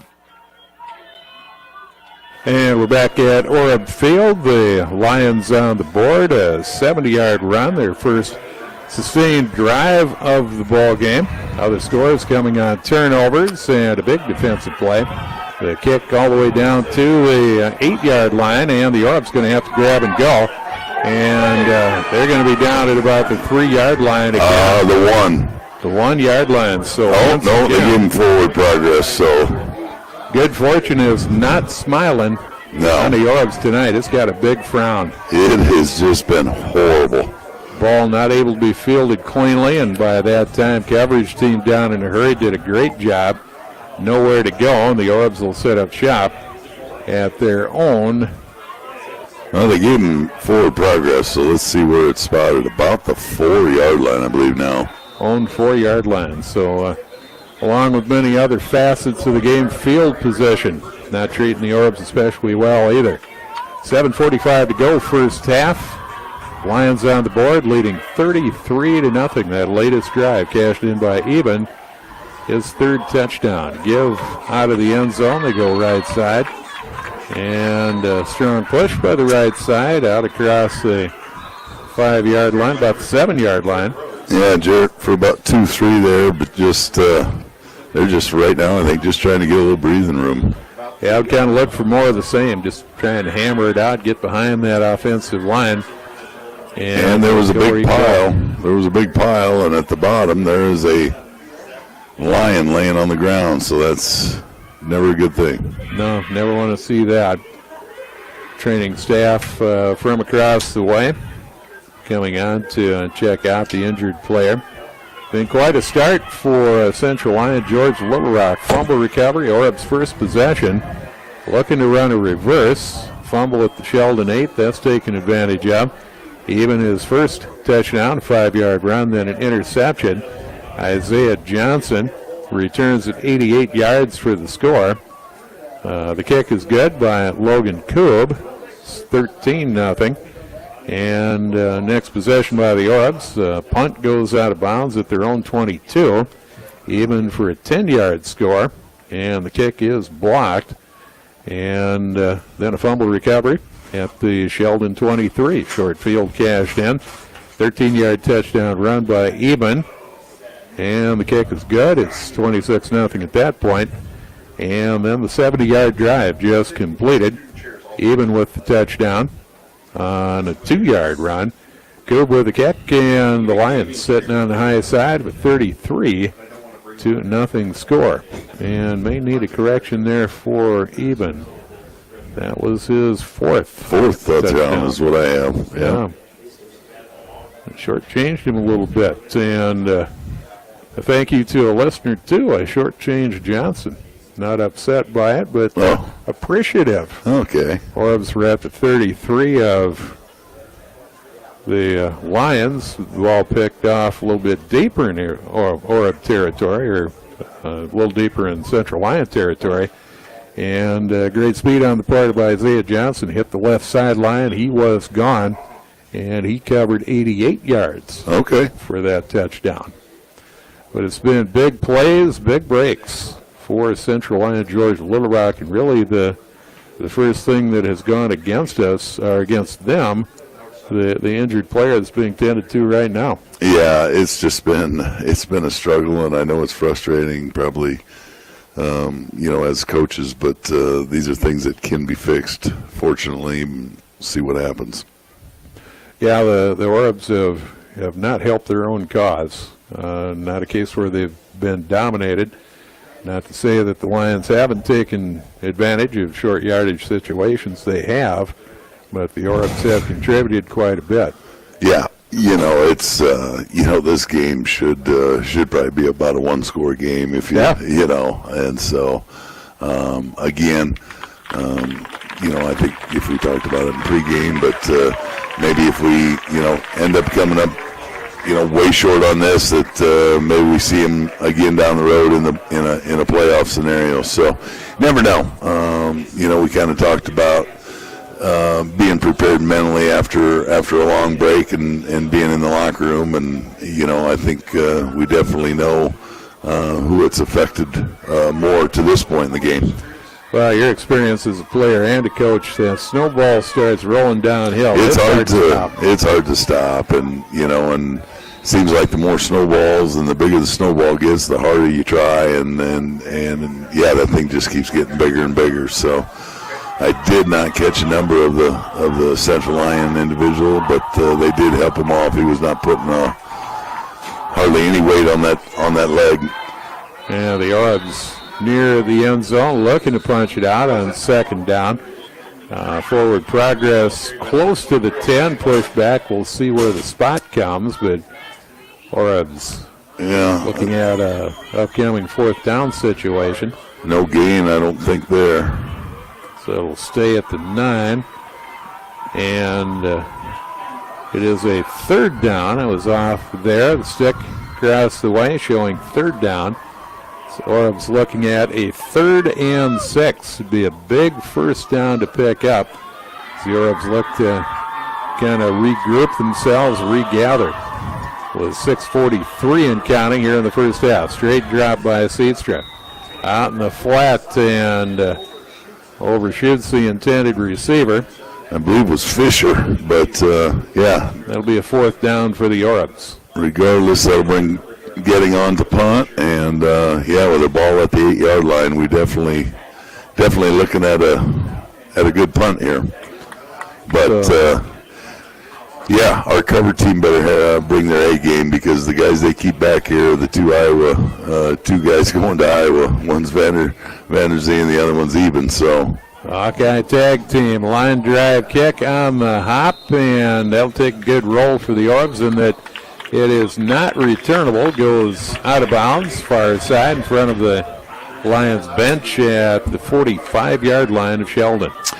Yeah, so, that was about as good as it can be, with Tyson probably punting that out of his end zone. So about a 45-yard punt there for Tyson, and our defense goes back to work. 6:37 to go, first half. We are running late. The thunderstorms that moved through the area in the 6 o'clock hour, that long ago, had some lightning with the thunder and heavy rain, and that backed up things. We kicked off here at 9:45, and here we are at 6:37 to go, first half. Give to Eben. He's got some open space, weaving through traffic. He's brought down at the 35 of Sheldon, so a gain of 10. Yep, about a 10-yard run for Eben there. And the clock will stop momentarily as they reset the sticks, and will roll once again. 33-0 lead for Central Lyon George Little Rock. And not saying it's going to happen here, but their previous 3 games have all featured running clock. They have been that strong this year. And, we definitely helped them in that category tonight if that happens. But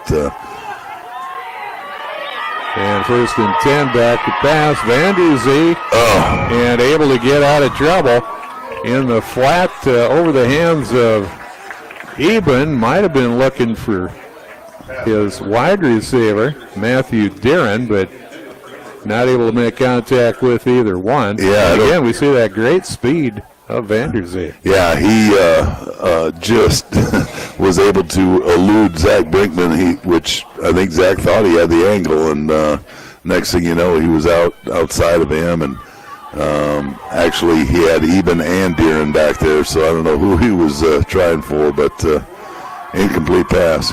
6:01 on the clock, 2nd and 10 from the 35. Give to Eben, straight drive up the middle off guard, between the guard and tackle. To the 25, 24-yard line, so he'll rip off another 9. Give them 10, the sticks are moving. Yep, big run again. They're just, like I said, our linebackers, and both the inside and outside, are freezing just a little bit because they have to really know where that ball is. They have so many weapons with, like I said, with Johnson and Eben.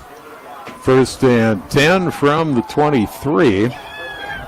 And pass back to Vanderzee. And that was behind the line, so he goes to the end zone. Little exotic on the part of Central Lyon, George Little Rock. Yeah, that was a double pass. That went to Isaiah Johnson. Johnson turned around, threw it back to Vanderzee, and then into the end zone. Yeah, backward pass, so it was still eligible. And 6 more for Central Lyon, George Little Rock. That came from the Orb 24-yard line. So reconstruct that one a little bit. And a true exotic. There's a lot that went into that. The kick is good by Cobb, and it's 39. 40-0 now. And we will take a break. We'll be back. 5:29 to go, first half. And the Lions up on a 40-0 score. We're back in a moment here at Kiowa FM. Maintainer Corporation of Sheldon and Rock Rapids would like to wish all of our area athletes a successful fall season. Dedication to accomplishing your goals will be the key to success. For 40 years, Maintainer has used great teamwork to produce high-quality cranes as well as service, lube, and rescue trucks. For opportunities to join our winning team, learn more online at maintainerjobs.com. Untangling your headphones, finding the right remote, saying goodbye to your favorite shirt that hasn't fit in 10 years. Why are simple things sometimes so complicated? Thankfully, with auto owners, insurance doesn't have to be one of them. Auto Owners works with independent agents who live in your community and answer when you call, so you can worry about more important things, like finding a new favorite shirt. That's simple human sense.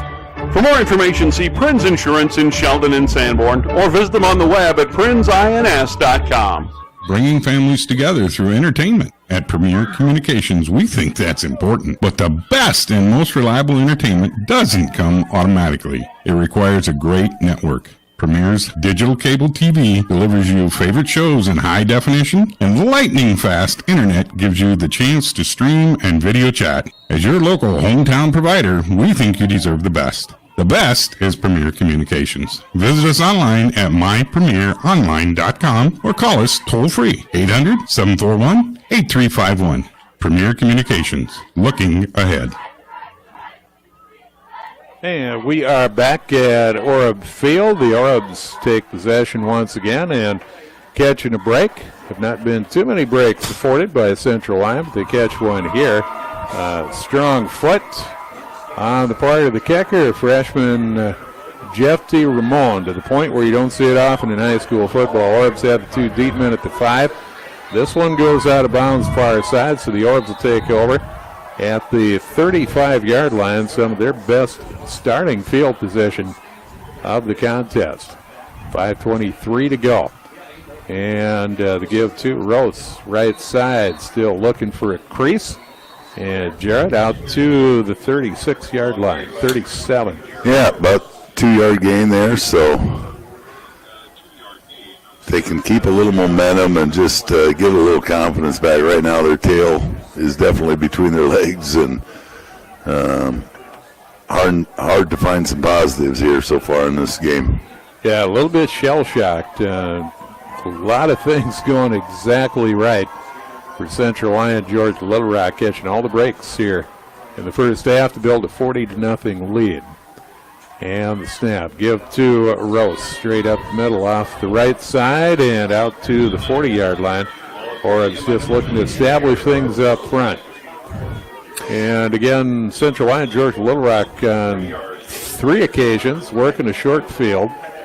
They also turned interception return into a score, and did come up with a long drive, 70-yard drive. Most recently, break the seal on one of the exotics, break the glass, and pull out instead of an axe, they pull out the double pass. Right.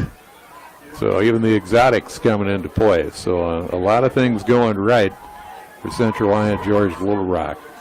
Orbs looking at a 3rd and 7. Seedstra passing over the middle.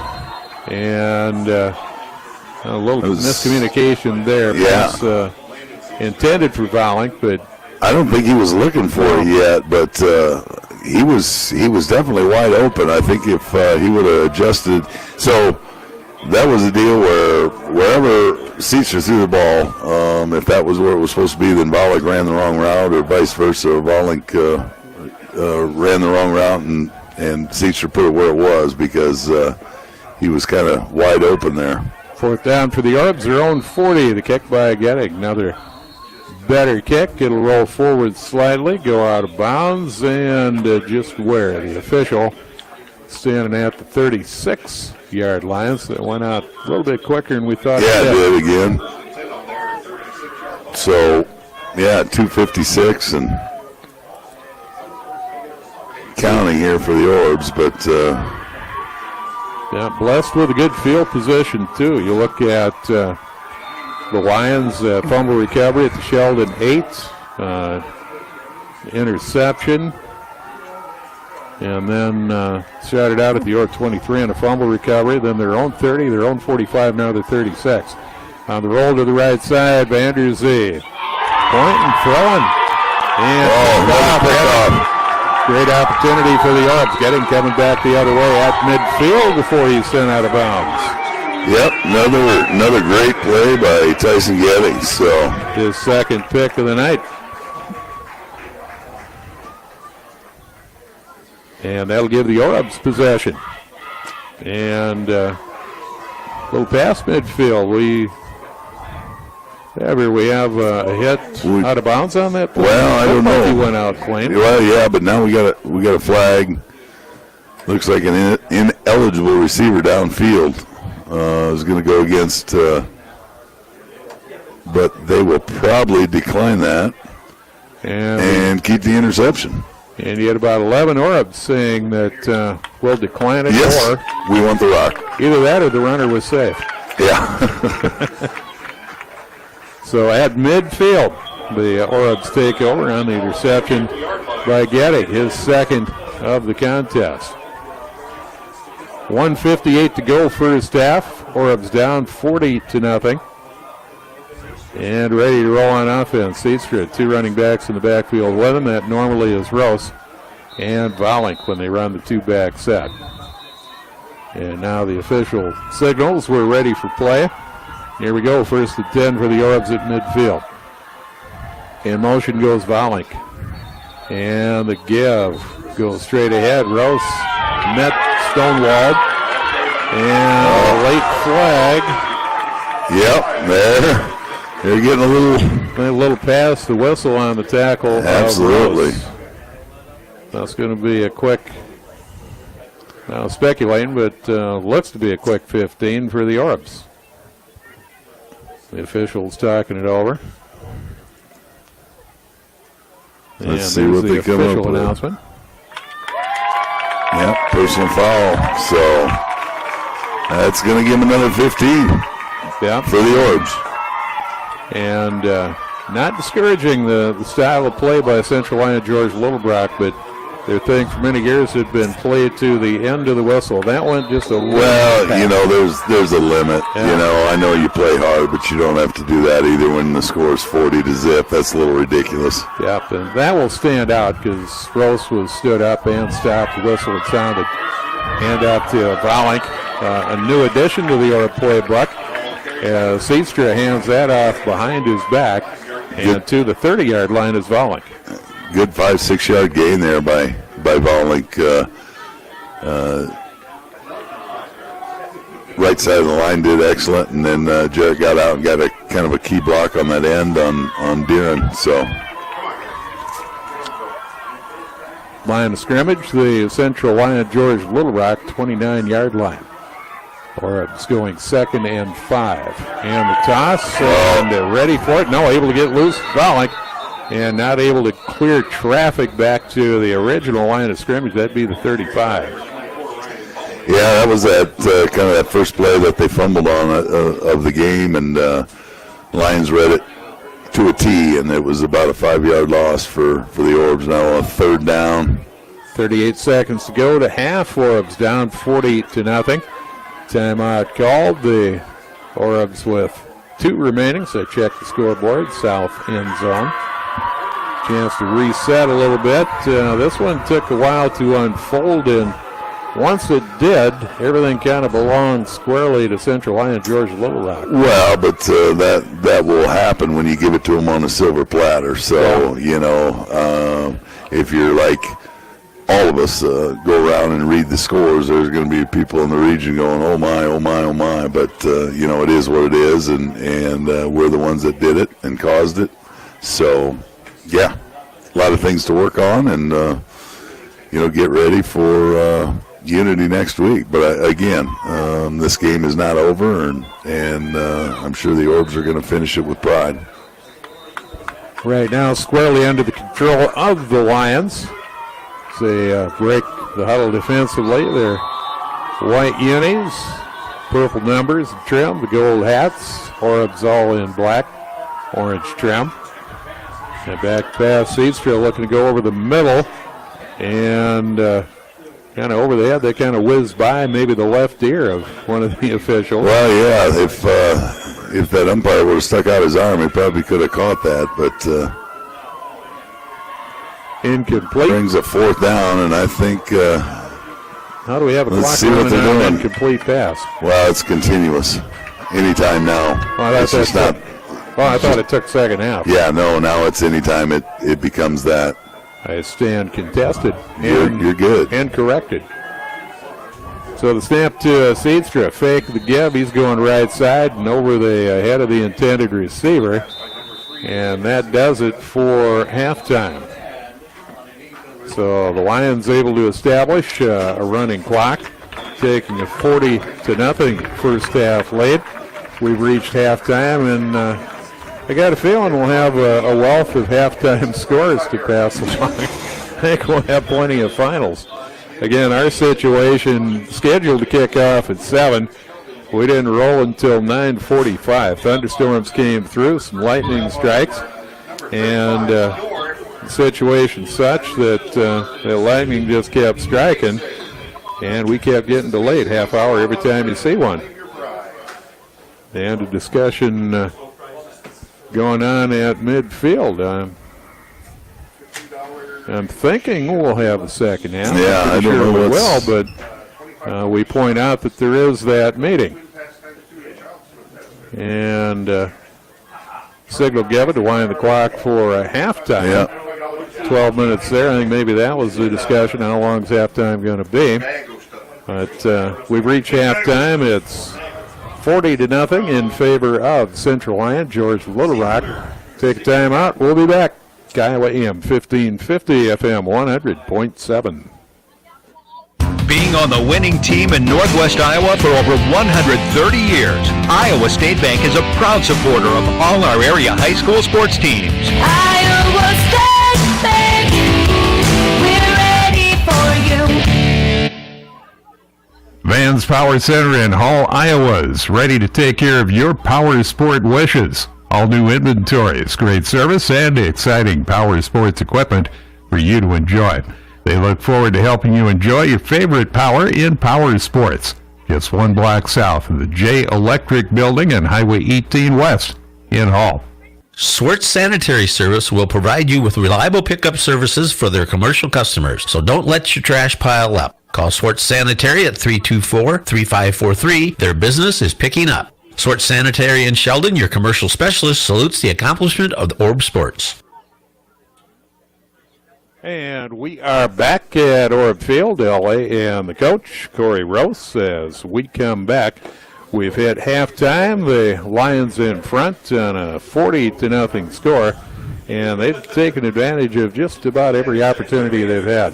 Yeah, it started the first offensive play of the game. They tried a little trickery, and we knew the field conditions, the ball was going to be a little wet, and, not going to throw that on anybody. It just, the ball came out, gave the Lions great possession at first, and they go in and score.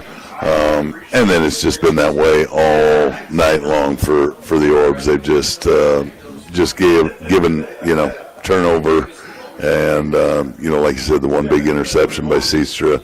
That Johnson is just flat out fast, and so again, you look at the score and you think, oh my, but I'm not going to take anything away from Central Lyon. Good ball club, but they are definitely not 40 points better than Sheldon in the first half, so it is one of them things, and we kind of said that, who was going to be mentally prepared not to make mistakes, and unfortunately for us, it wasn't the Orbs.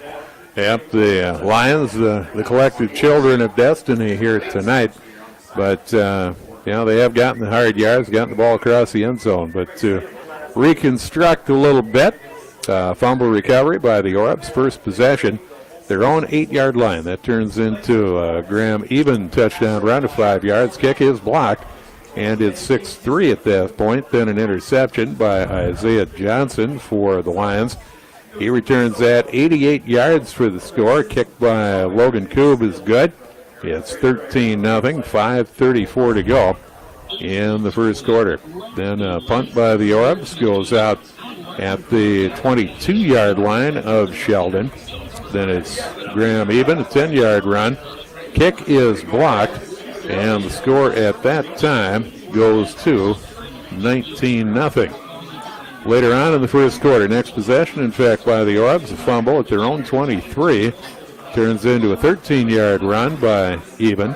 Koob with the kick is 26-0. And later in the second quarter, a 70-yard drive by Central Lyon George Little Rock ends in a 2-yard touchdown run, the fourth of the night for Eben. Koob with kicks, 33-0, 7:50 to go. And then another drive by Central Lyon George Little Rock. Another short field. That began at the Orb 45. Ends on a double pass. Begins with the handoff to Johnson. Going left, he turns, fires back. Backward pass to Vanderzee, who promptly unloads to Graham Eben. Maybe a step out of the end zone. I believe he was in the end zone.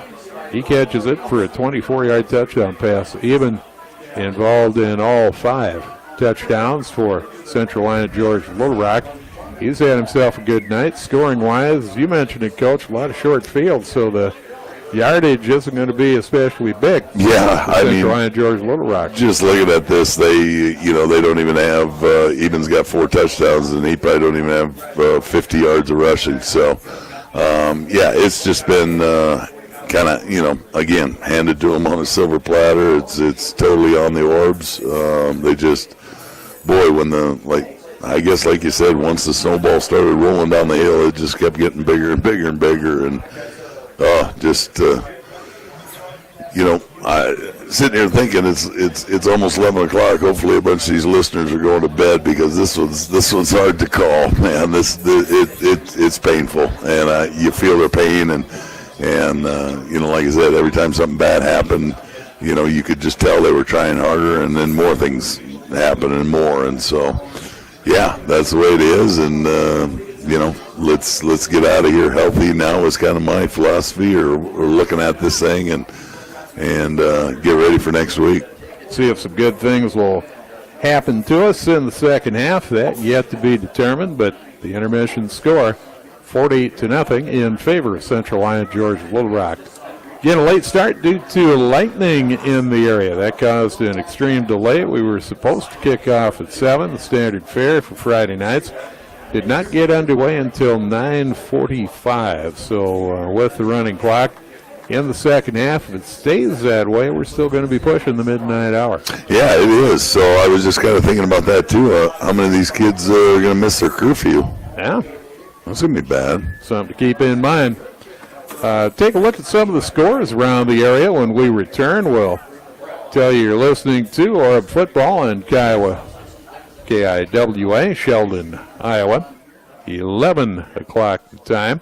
We'll be back in just a moment. We're into halftime. The clock rolling at 5:15 in our intermission. And we'll get back to it here at Kiowa AM 1550, FM 100.7.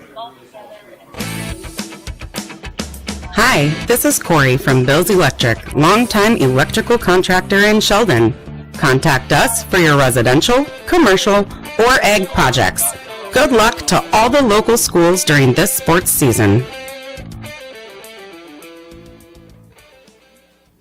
Vista Prairie at Fieldcrest is an assisted living and memory care community in Sheldon with the friendship, activities, and entertainment you've been looking for. They offer compassionate and joy-filled solutions for seniors who value their independence, yet want access to affordable personal care and supportive services. Make Vista Prairie at Fieldcrest your new home before the harsh winter weather sets in. Call Casey O'Connell for a tour today at 712-324-2338. Vista Prairie at Fieldcrest. Life looks great from here.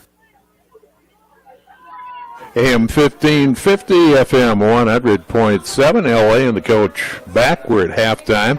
Central Lyon George Little Rock taking advantage of every opportunity. They have built a 40-0 first half lead. We had running clock toward the end of the first half, and we'll start the second half that way.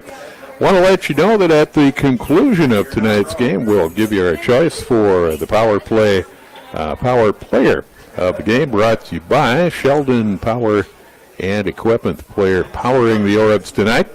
Brought to you by Sheldon Power and Equipment, their commitment to customer service when it comes to power fault. Sheldon Power and Equipment, the place to go. Go to sheldonpower.com. Tonight's winner of the power player of the game, earning a Powering the Orbs t-shirt. And we have an early candidate with 2 interceptions, not 1 but 2. Tyson Getting, somebody will have to knock him off. Yeah, the king of the hill. I believe he would be leading in my book anyway. So, yeah. But a few of these scores, I don't know if you're ready for them, LA. Yeah, we don't have a lot. Looks like HMS at Akron Westfield is currently in a rain delay. Let me see if I can get the end of the third. They were in a rain delay. The last score I had was Akron Westfield was leading 36-8, and that was in the first quarter. So a couple of finals we do have. Sibley Ocheyedan got one on Alta Aurelia, 42-6. Close one. Good game, close one that we were kind of watching down in Cherokee. Western Christian 28, Cherokee 21. So I know for a while there, Western had a 20-7 lead. So Cherokee kind of came back and made that a game. So kind of ranked up to how it was supposed to be there. Yeah. Esterville 34, Okoboji 23, and that was a final. And then I got just the second. So I don't know if your good buddy Stino started back up. But the last score that I have is the end of the second, 33-0, Algona leading Boynton Hall. So that is what I have. I would imagine some of them have been delayed, especially south of here, that weather, Well, my brother-in-law was actually, I think he was listening at one point in time, but they were down, they had the West Lyon Unity game, and that was, 35-0 with a few minutes left in the second quarter, and they ended up just calling that. So, and then after he heard how long we were on the delay, he's like, that was pretty good. So. Yeah. That's the part I didn't take into consideration. All that stuff moved through here first. Right. Didn't have a game at West Lyon. They were on the road, so that was all happening to our south and east. We were kind of the furthest outpost in northwest Iowa. You had Sibley Ocheyedan at Alta Aurelia. So really, we kind of started that process, and everybody kind of followed us. Yeah, so, for sure. To say that we're the only ones running this late, certainly not the case. No, so I don't know what some of them have done, if they, continued or called it or what they were going to do. So, we're playing, and it's going to be a continuous clock until it gets under 35, if it would get under 35. But I believe Central Lyon will be receiving the ball here to start the second half. So they will have a chance to add to their tally, and we'll see if we can at least get them to start in a normal starting yardage like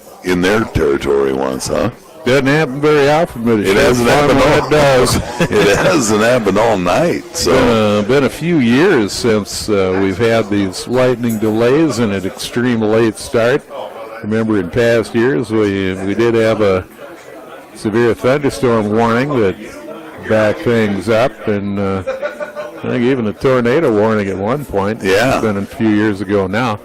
I remember following your experience before you joined me here in the booth. Yeah, we had a few players. You saw some of those on Friday night too. Yeah. It's you think back over the years, all the strange things and different things that have happened. But so hopefully none of these officials have to get up at 5 o'clock and go to a job tomorrow. I don't know what they all do for a living, but hopefully they have an opportunity to relax. But I guess hats off to them. When you think about officials, they don't tell you about these days when you're taking the test and paying your fee to become an official. They don't tell you there's going to be nights like this. So, kudos to those guys for sticking around and calling the game. Any of these guys are going to the Hawkeye game, find somebody else to drive. Well, yeah, that's like nobody Michigan they're playing tomorrow, right? Well, if Ferns don't get his 25 points there, I don't know what's going to happen. Yep. The thing I wonder about there is the move to get rid of the Ferentz boys. Nick Saban's not leaving Alabama. No, Nick Saban's not leaving Alabama. But Urban Meyer's not coming out of retirement. And I am not. Who do you get? Well, it's obvious to me. I think that LeVar Woods is just waiting, and I think he would be an excellent head coach somewhere. So, and may come to pass. Hey, I'm not an Iowa fan, but I am a LeVar Woods fan. I've met the guy. I've talked to him. He's a heck of a recruiter and Northwest Iowa roots, and one of the reasons that Northwest Iowa is getting looked at a little closer. Run out of football, the kick by the Orbs, and that is going to go out of play at about the 5-yard line. Good, strong kick. But it just didn't stay good, and kicker for the Orbs. We're going to have to take a look at that. Well, we don't have a number for him. I looked earlier when he was hitting about 50-yarders in warm-up, but his number's 13. Okay, I think they might have got him off the soccer field because he only had like a 3-4 step drop, and he's wearing pink shoes. So my eyeballs failing me. It looked every bit to be like the number 0, which it's never seen with the Orbs. Right. Lucky 13. Lucky 13. Which, as soon as we can. 1st and 10 for Central Iowa. George Little Rock give it even. He's going right side. He's kicking it to the outside. He's still digging. He's across midfield, and he is going to go all the way to the 38-yard line of Sheldon. Well, about a 27-yard run there for even. That will pad his rushing numbers a bit. Yes, it will. Number of trips to the end zone first half, but not a lot of yards. He picked up a bunch there. Fairly close to getting at least a quarter of what he had in the first half. Yeah, but that's about right. So not as many touchdowns yet, but Sheldon 38. We begin with running clock. 11:20 to go, third quarter. Lions on the move. Vanderzee. And again, it's even. Somebody with an ankle and wrapped up and dropped at the 36-yard line. Yeah, great tackle there. Let's see who gets off him. I believe that was Parker Thomas on the stop. Well, and far away from a belly-to-belly takedown. All right, well, we can give some credit where credit is due. It looks like that is Alan Martinez is our kicker, number 13. Right. Get that written down. And this time on the jet, that's Johnson. Isaiah Johnson with a great speed, able to juke, jive, and accelerate all the way to the 20-yard line. Yeah. Another big run by Johnson there, and got tracked down, kind of crazy, got tracked down from the back from Zach Brinkman. Yeah, if they were to nickname him the human joystick, they wouldn't be too far off. That's for sure. He can move and groove, no doubt. 10:05 in counting. As the Lions will go first and 10 from the 20-yard line, leading 40-0 as we open up the second half of play. And the snap right of Eben. He'll keep, go straight up the middle. And Bulldog down at the 16-yard line. Yeah, it looks like Jack Lane. Nope, Courtney. Courtney on that stop. Anthony Courtney, AC, big AC. About 6'3", 295. Forbes cross front. Thomas at 285. Callback at 295. Brinkman, he's the run to the letter. Yeah, he's a run at 220. 220. So the Orbs with that good size up front. Countering for Central Lyon, their front line done a good job here tonight. Nolan Baker, senior. Carson Vandertop, another senior. Ryan Chase at center, another senior. The other guard, Sam Christensen, a junior. Vanderzee on the keeper going right side. And he'll be ridden out of bounds. He doesn't stay in bounds. Going in. He'll stay in. He does. Touchdown from the 16-yard line. Vanderzee getting in on the action. Not to let Eben be the only one to find the end zone. Right. He was on or Johnson, so that's been their third one to find the pay dirt. It was the point of origination of sorts on that double pass. He finished up with the pass play to Eben. Now into the end zone on a running play. Kick is up by Coob. That is good, and the score goes to 47-0 with 8:57 to go. Take a break. We're back. Kiowa AM 1550, FM 100.7. Neil Chase Lumber carries Weber grills. Whether you want charcoal, propane, or the perfect smoker, Neil Chase is your Weber Grill Center. The grilling is going to be good with the top quality Weber grill available in any size to fit any budget. Get the great Weber Smoker Grill combination and pick from an assortment of groups of flavored barbecued wood pellets. Save on in-stock models at Neil Chase Lumber Company, your Weber barbecue headquarters. Neil Chase Lumber proudly serving you from all their locations. When you grill, see Chase. We are excited to announce some new friendly faces to the dental office team. Dr. Kyle Besaw and our newest hygienist, Morgan Erpelding. As always, we are welcoming new patients. Give us a call at 712-324-9999 and reserve your time. We look forward to hearing from you. Offices in Sheldon and Rock Valley. When students are around computers and tablets, their eyesight may suffer from extended use of technology. In fact, most children spend at least 3 hours a day on electronic devices. An important step each school year is having regular comprehensive eye exams to ensure your child's vision is clear and their eyes are working together properly. Call Dr. Ratke at either Sheldon or Polina's location for an appointment today. And we're back at Orab Field, LA, and the coach, Corey Rose, ball in the air. And again back to the 5-yard line. And the Orbs on the return out to their own 19-yard line. Wenthy on the return. The Orbs will set up shop offensively. Score coming in. Another final we can tell you about. The Hellinger boys, the football brothers, saw Algona down Boyd and Rock Valley. In Rock Valley, 53-20 your final in that one. I think Algona's got 2 or 3 big-time recruits also. Yeah, that was my conversation with Coach Jamie Rosenbaum. Did the pregame for that, and he said they've got 3 legitimate D1 guys. One of them, I think, is a highly spoken-of quarterback. Okay, yep. I don't recall the last name, but he's been at it for a couple years, at least his junior year, maybe since his sophomore. Right. So no, that's big time. You know, usually when you get 1 and then you get 2, but then if you have 3, you know, those are you start changing the whole landscape of a game. Oh yeah, that's that was a non-district matchup.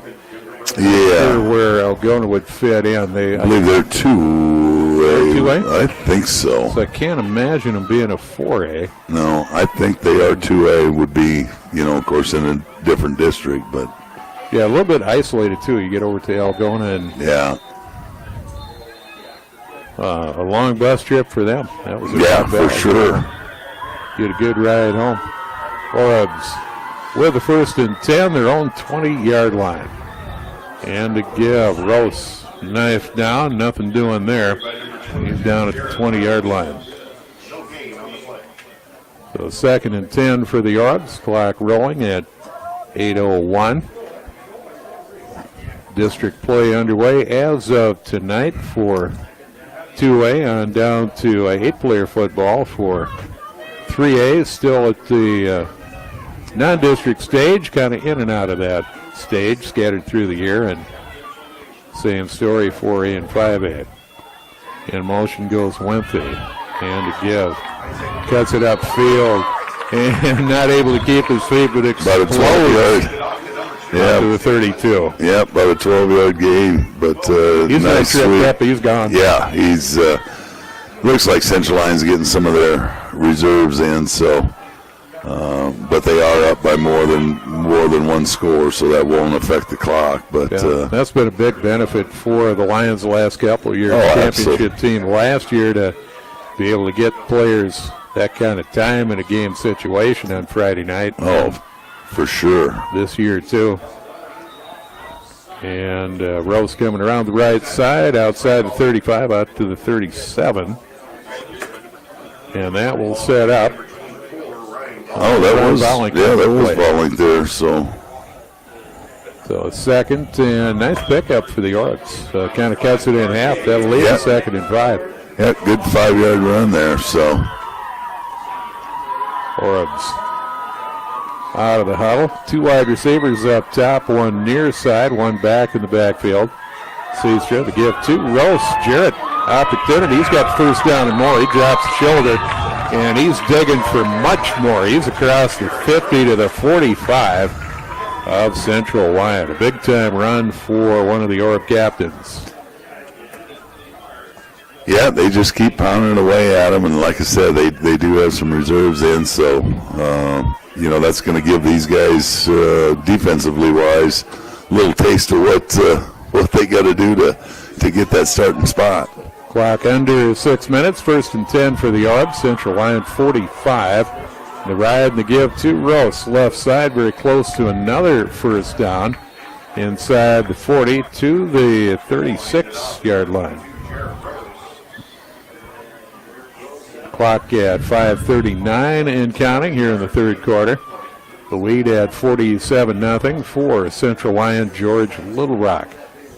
Yeah, let's see. 2nd down or 3rd down here? The second down should be, right? Yeah. The stick's at least across the way. Yeah, I'm having a hard time reading that stick. We need one of them that lights up. Yeah, I'm with you there. Where did we see that? We did see one, right? Yeah, we did. Orbs go on the counter and stopped at the line of scrimmage is Rose at 35. He's going to move the chains. Another 3-yard pickup for Jarrett. Now I got myself going, trying to remember where we saw that stick. I know it. You'll wake up about 4:30 and go, that's it. That might have been last year. I think it was. It wasn't at college. Wasn't it over at like Sioux Center? Yeah, that's because we were talking to Hulsoff and they were kind of spendy. Yeah, that's right. There you go. Yeah, I knew it. 1st and 10 for the Orbs, and the give straight up the middle is Rose once again. Another chunk play, and inside the 25 to the 24. The Orbs keep the drive going. Started out at their own 19. Orbs looking for a positive here in the 3rd quarter. 4:12 left in the 3rd, so. And a play coming in from the sidelines via Brian Volink. And the Orbs in the huddle. And a shotgun set up. Rose even with Seedstra. Sent in motion, and Seedstra to throw out in the flat. And Wenthy in and out of the hands. Wenthy was, I guess, looking where he was going to go with that thing after he caught it. But the key is we got to catch it first. He's done that a couple of times in our game so far this year. But he did have some pasture. So Yeah. Just got to catch the thing first. Checking for traffic, and there was just a little bit at the stoplight. Right. So 2nd and 10 for the Orbs, and running clock situations where 3:10 does not stop on the incomplete pass. 2nd and 10 for the Orbs, 25-yard line of Central Lyon George Little Rock. Man in motion, that's Gettig, the give, and to the 15, but a flag flies. Oh, yeah, it was kind of after the play here. I'm wondering if it was a face mask. We're going to see here. And that was an unusual combo there. I think that was Wenthy out of the backfield. No, it was Jarrett. It was? Yep. Okay. They had double deuce as opposed to the single deuce. And that is, I think you're right, face mask wrapping it off against Central Lyon George Little Rock to the 10-yard line. And then that gets my blood boiling again because they still have the 5 and the 15, so they marked off the 5. I just get away with the 5. If you're on the face mask, it's 15. Yeah, gotta learn to do otherwise. I'm with you there. Back behind Seasco, the give, and into the end zone go the Orbs. Jarrett in the end zone, and the Orbs able to take care of the shutout here at the 2:42 mark. Third quarter. Orbs on the board. And on for the extra point. That'll be Meyer for the extra point.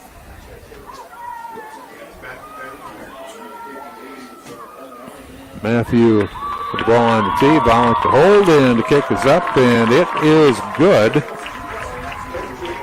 And the lead at 47-7. So we'll still see a running clock, but the Orbs putting together a good drive. They go 81 yards on the drive, and capped by Jarrett Rose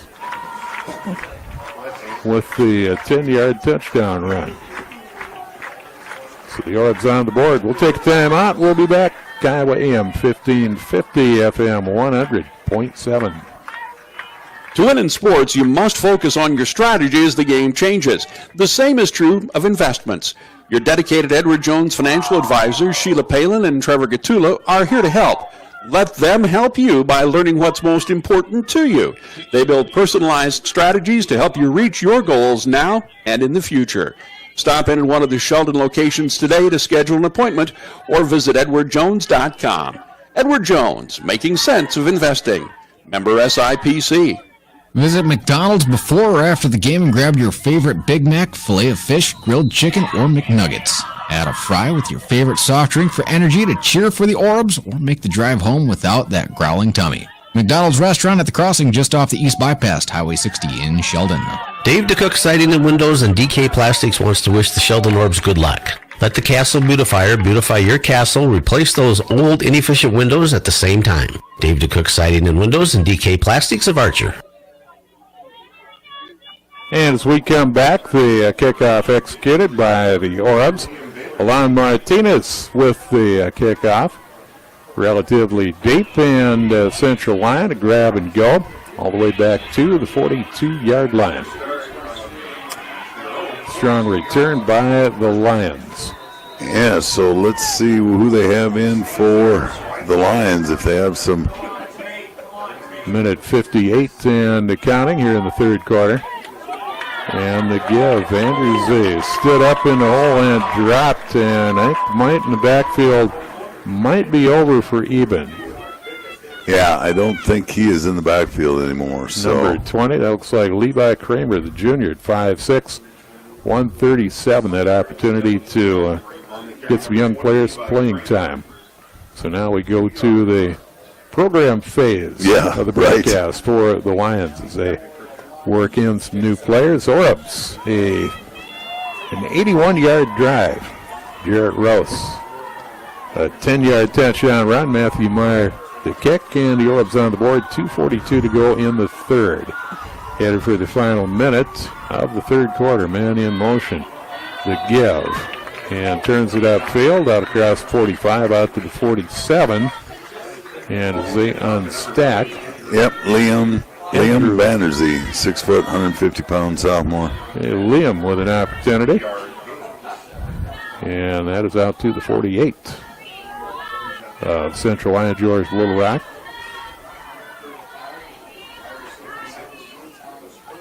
And a 3rd and 5 for Central Lyon George Little Rock. Out of the huddle come the Lions.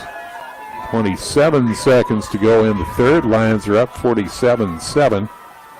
Running clock situation began late in the first half.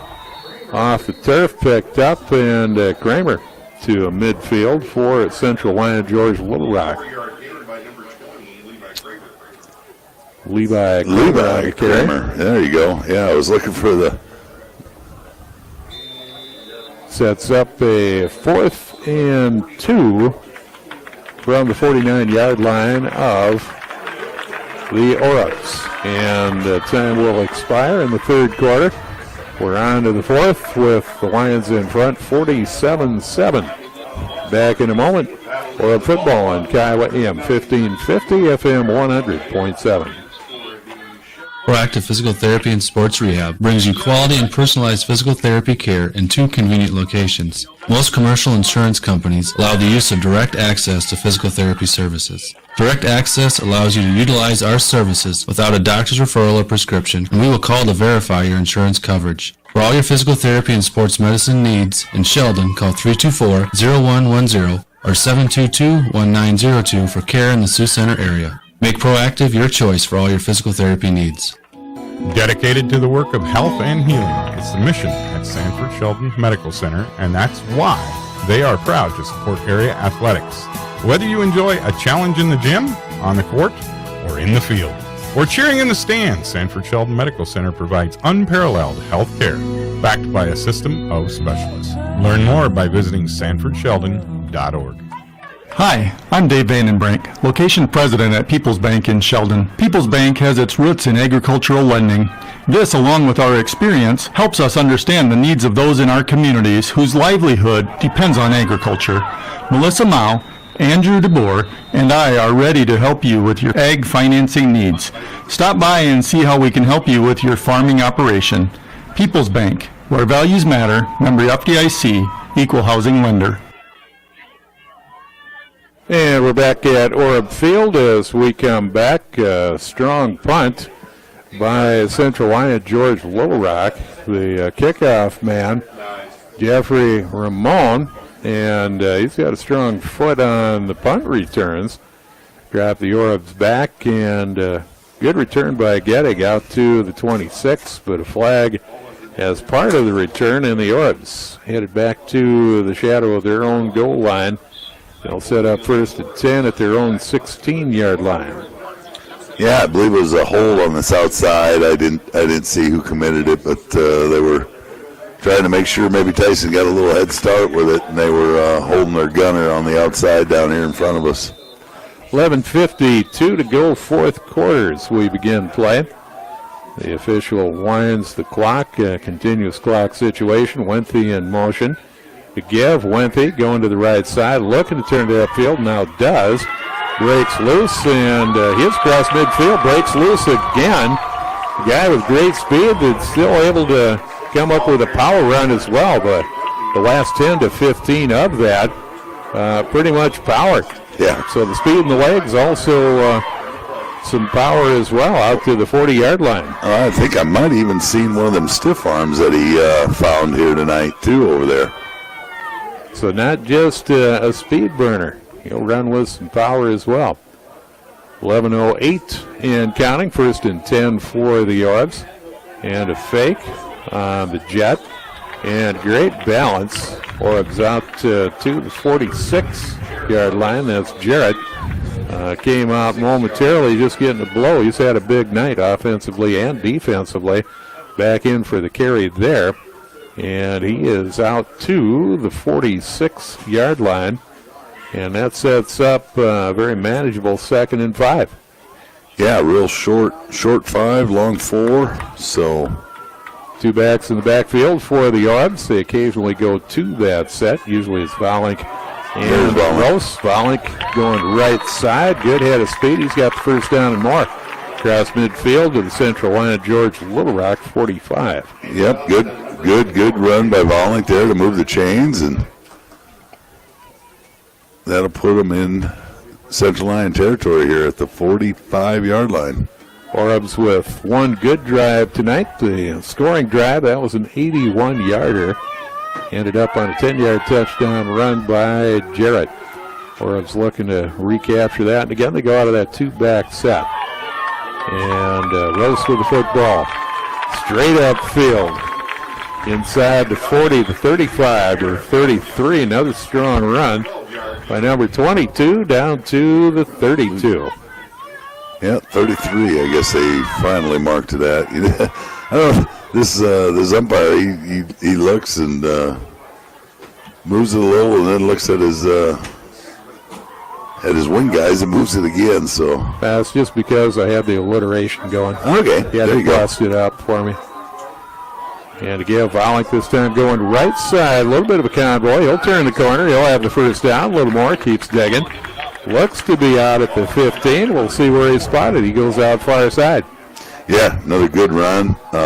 They're catching him. They're putting him in motion, and Jarrett's leading around the right side there just to give an extra blocker in front of him, and nice pickup for Volink.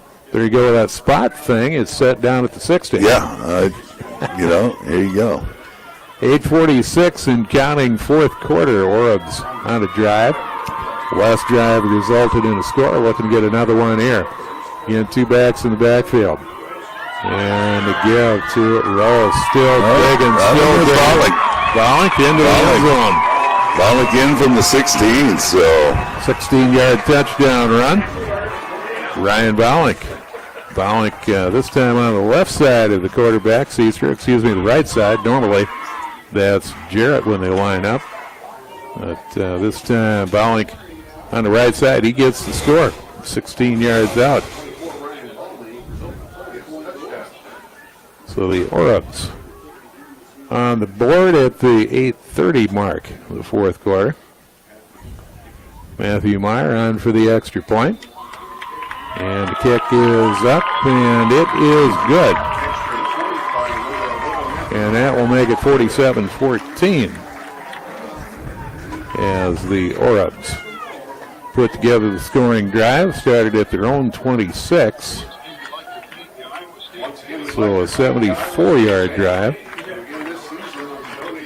to follow a 81-yard drive. And once again, it's Jarrett Rose on the finisher. Ryan Volink. Got to give credit where credit's due. Ryan into the end zone from 16 yards out. And we await the kickoff by the Orbs. 8:30 to go, fourth quarter, and we'll keep it right here. The Orbs right back out on the field in the end zone at the 8:30 mark. And the ball on the tee, and Alon Martinez to handle the kickoff duties. Freshman call up, and he's got a big leg. Doing a fantastic job again. Yeah, that's coming out party for a trio of freshmen. We've got a couple of freshmen, Central Lyon, George Little Rock, split the point after kickoff duties. Handling kickoff duties for the Orbs is Martinez. And again, he'll drop one deep back to the 3. On the return for Central Lyon, George Little Rock. Out to the 19 before the Orb cover team collapses on him. Nice coverage by the Orbs, and so that was Liam Vanderzee, the sophomore, with the opportunity. And gets them pinned back about where they, really hopefully wanted to have them start all night, but starting at their own 20-yard line. We'll see what the Orbs can do here. And a few changes for Central Lyon, George Little Rock. So we'll grab the program and keep you updated as best we can. Yeah, and it looks like the Orbs got a bunch of New guys in, the 25. Levi Kramer, number 20 on the carry. See if we have a new quarterback, too. I believe we do. Oh, for Central Lyon. Okay, I'm just trying to figure out who's all out there for the Orbs. Yeah, but, kind of working both sides. Yeah, I got to compliment each other. That's what we do. Keep flipping my program here. There you go. I'll take the Orb side. That's bigger. Yep. Print on the program. That is. Liam Vanderzee, a 6-foot sophomore, being groomed for a future at quarterback. And he'll keep, and he's got pretty good speed as well. Out across the 35, 36-yard line, so that's enough for a first down. Sticks will move. 7:36 and counting. Yep, first down for the Lions, so that'll move the chains and get them a new set of downs. But now Lions after a reset. And the scoring differential, we're back to clock the way it would normally run. We're out of that running clock situation. 47-14 in favor of Central Lyon. George Little Rock, 33-point differential. Out over the football, Central Lyon, George Little Rock. Vanderzee, the quarterback, the sophomore. And the give out to the 40-yard line. Nice work by the boys up front. Let's see, 60. Ethan DeMore, a sophomore, 6'4", 230. Nice work on that play. And the Lions becoming a little more deliberate as they go in and out of the huddle. I believe that's a continuous clock, but now stopping the way it normally would, so they're taking time in the huddle. Yeah, and I kind of figured that was it. You know, if you go to Langer's here in Sheldon and walk around, yeah, that's Levi Lang, 65. He's in there on the D-line. That looks like Chad scrambling around in the kitchen. Not every Orab defensive lineman has a tasty burger named after him. Right. Levi does. One of my personal favorites. Yeah, that is. Cross midfield to the 49-yard line. And that is Andrew Eben, senior, 5'10", 168-pound. Braden Mao on the stop. Wide receiver, D-back by trade, according to the roster. Seeing a little time at the tailback possession. 1st and 10 for Central Lyon, George Little Rock at the Orab 49-yard line. Clock at 5:54 and counting, fourth quarter. And out of the shotgun this time. And the give rides even, keeps it, Vanderzee. There you go, another nice stop by the Orbs after a small game. Different first names, but yeah, not able to get away from that Vanderzee even combination. We'll keep that going. Even Spencer Birch, I believe, was on that stop. Sophomore, 6 foot, 195. So Orab seeing some valuable playing time on Friday night. The line of scrimmage, looking at a 2nd and 5 for the Lions at the Orab 44-yard line. Drive that started at the 19. Central Lyon, George Little Rock. Again, deliberate in and out of the huddle.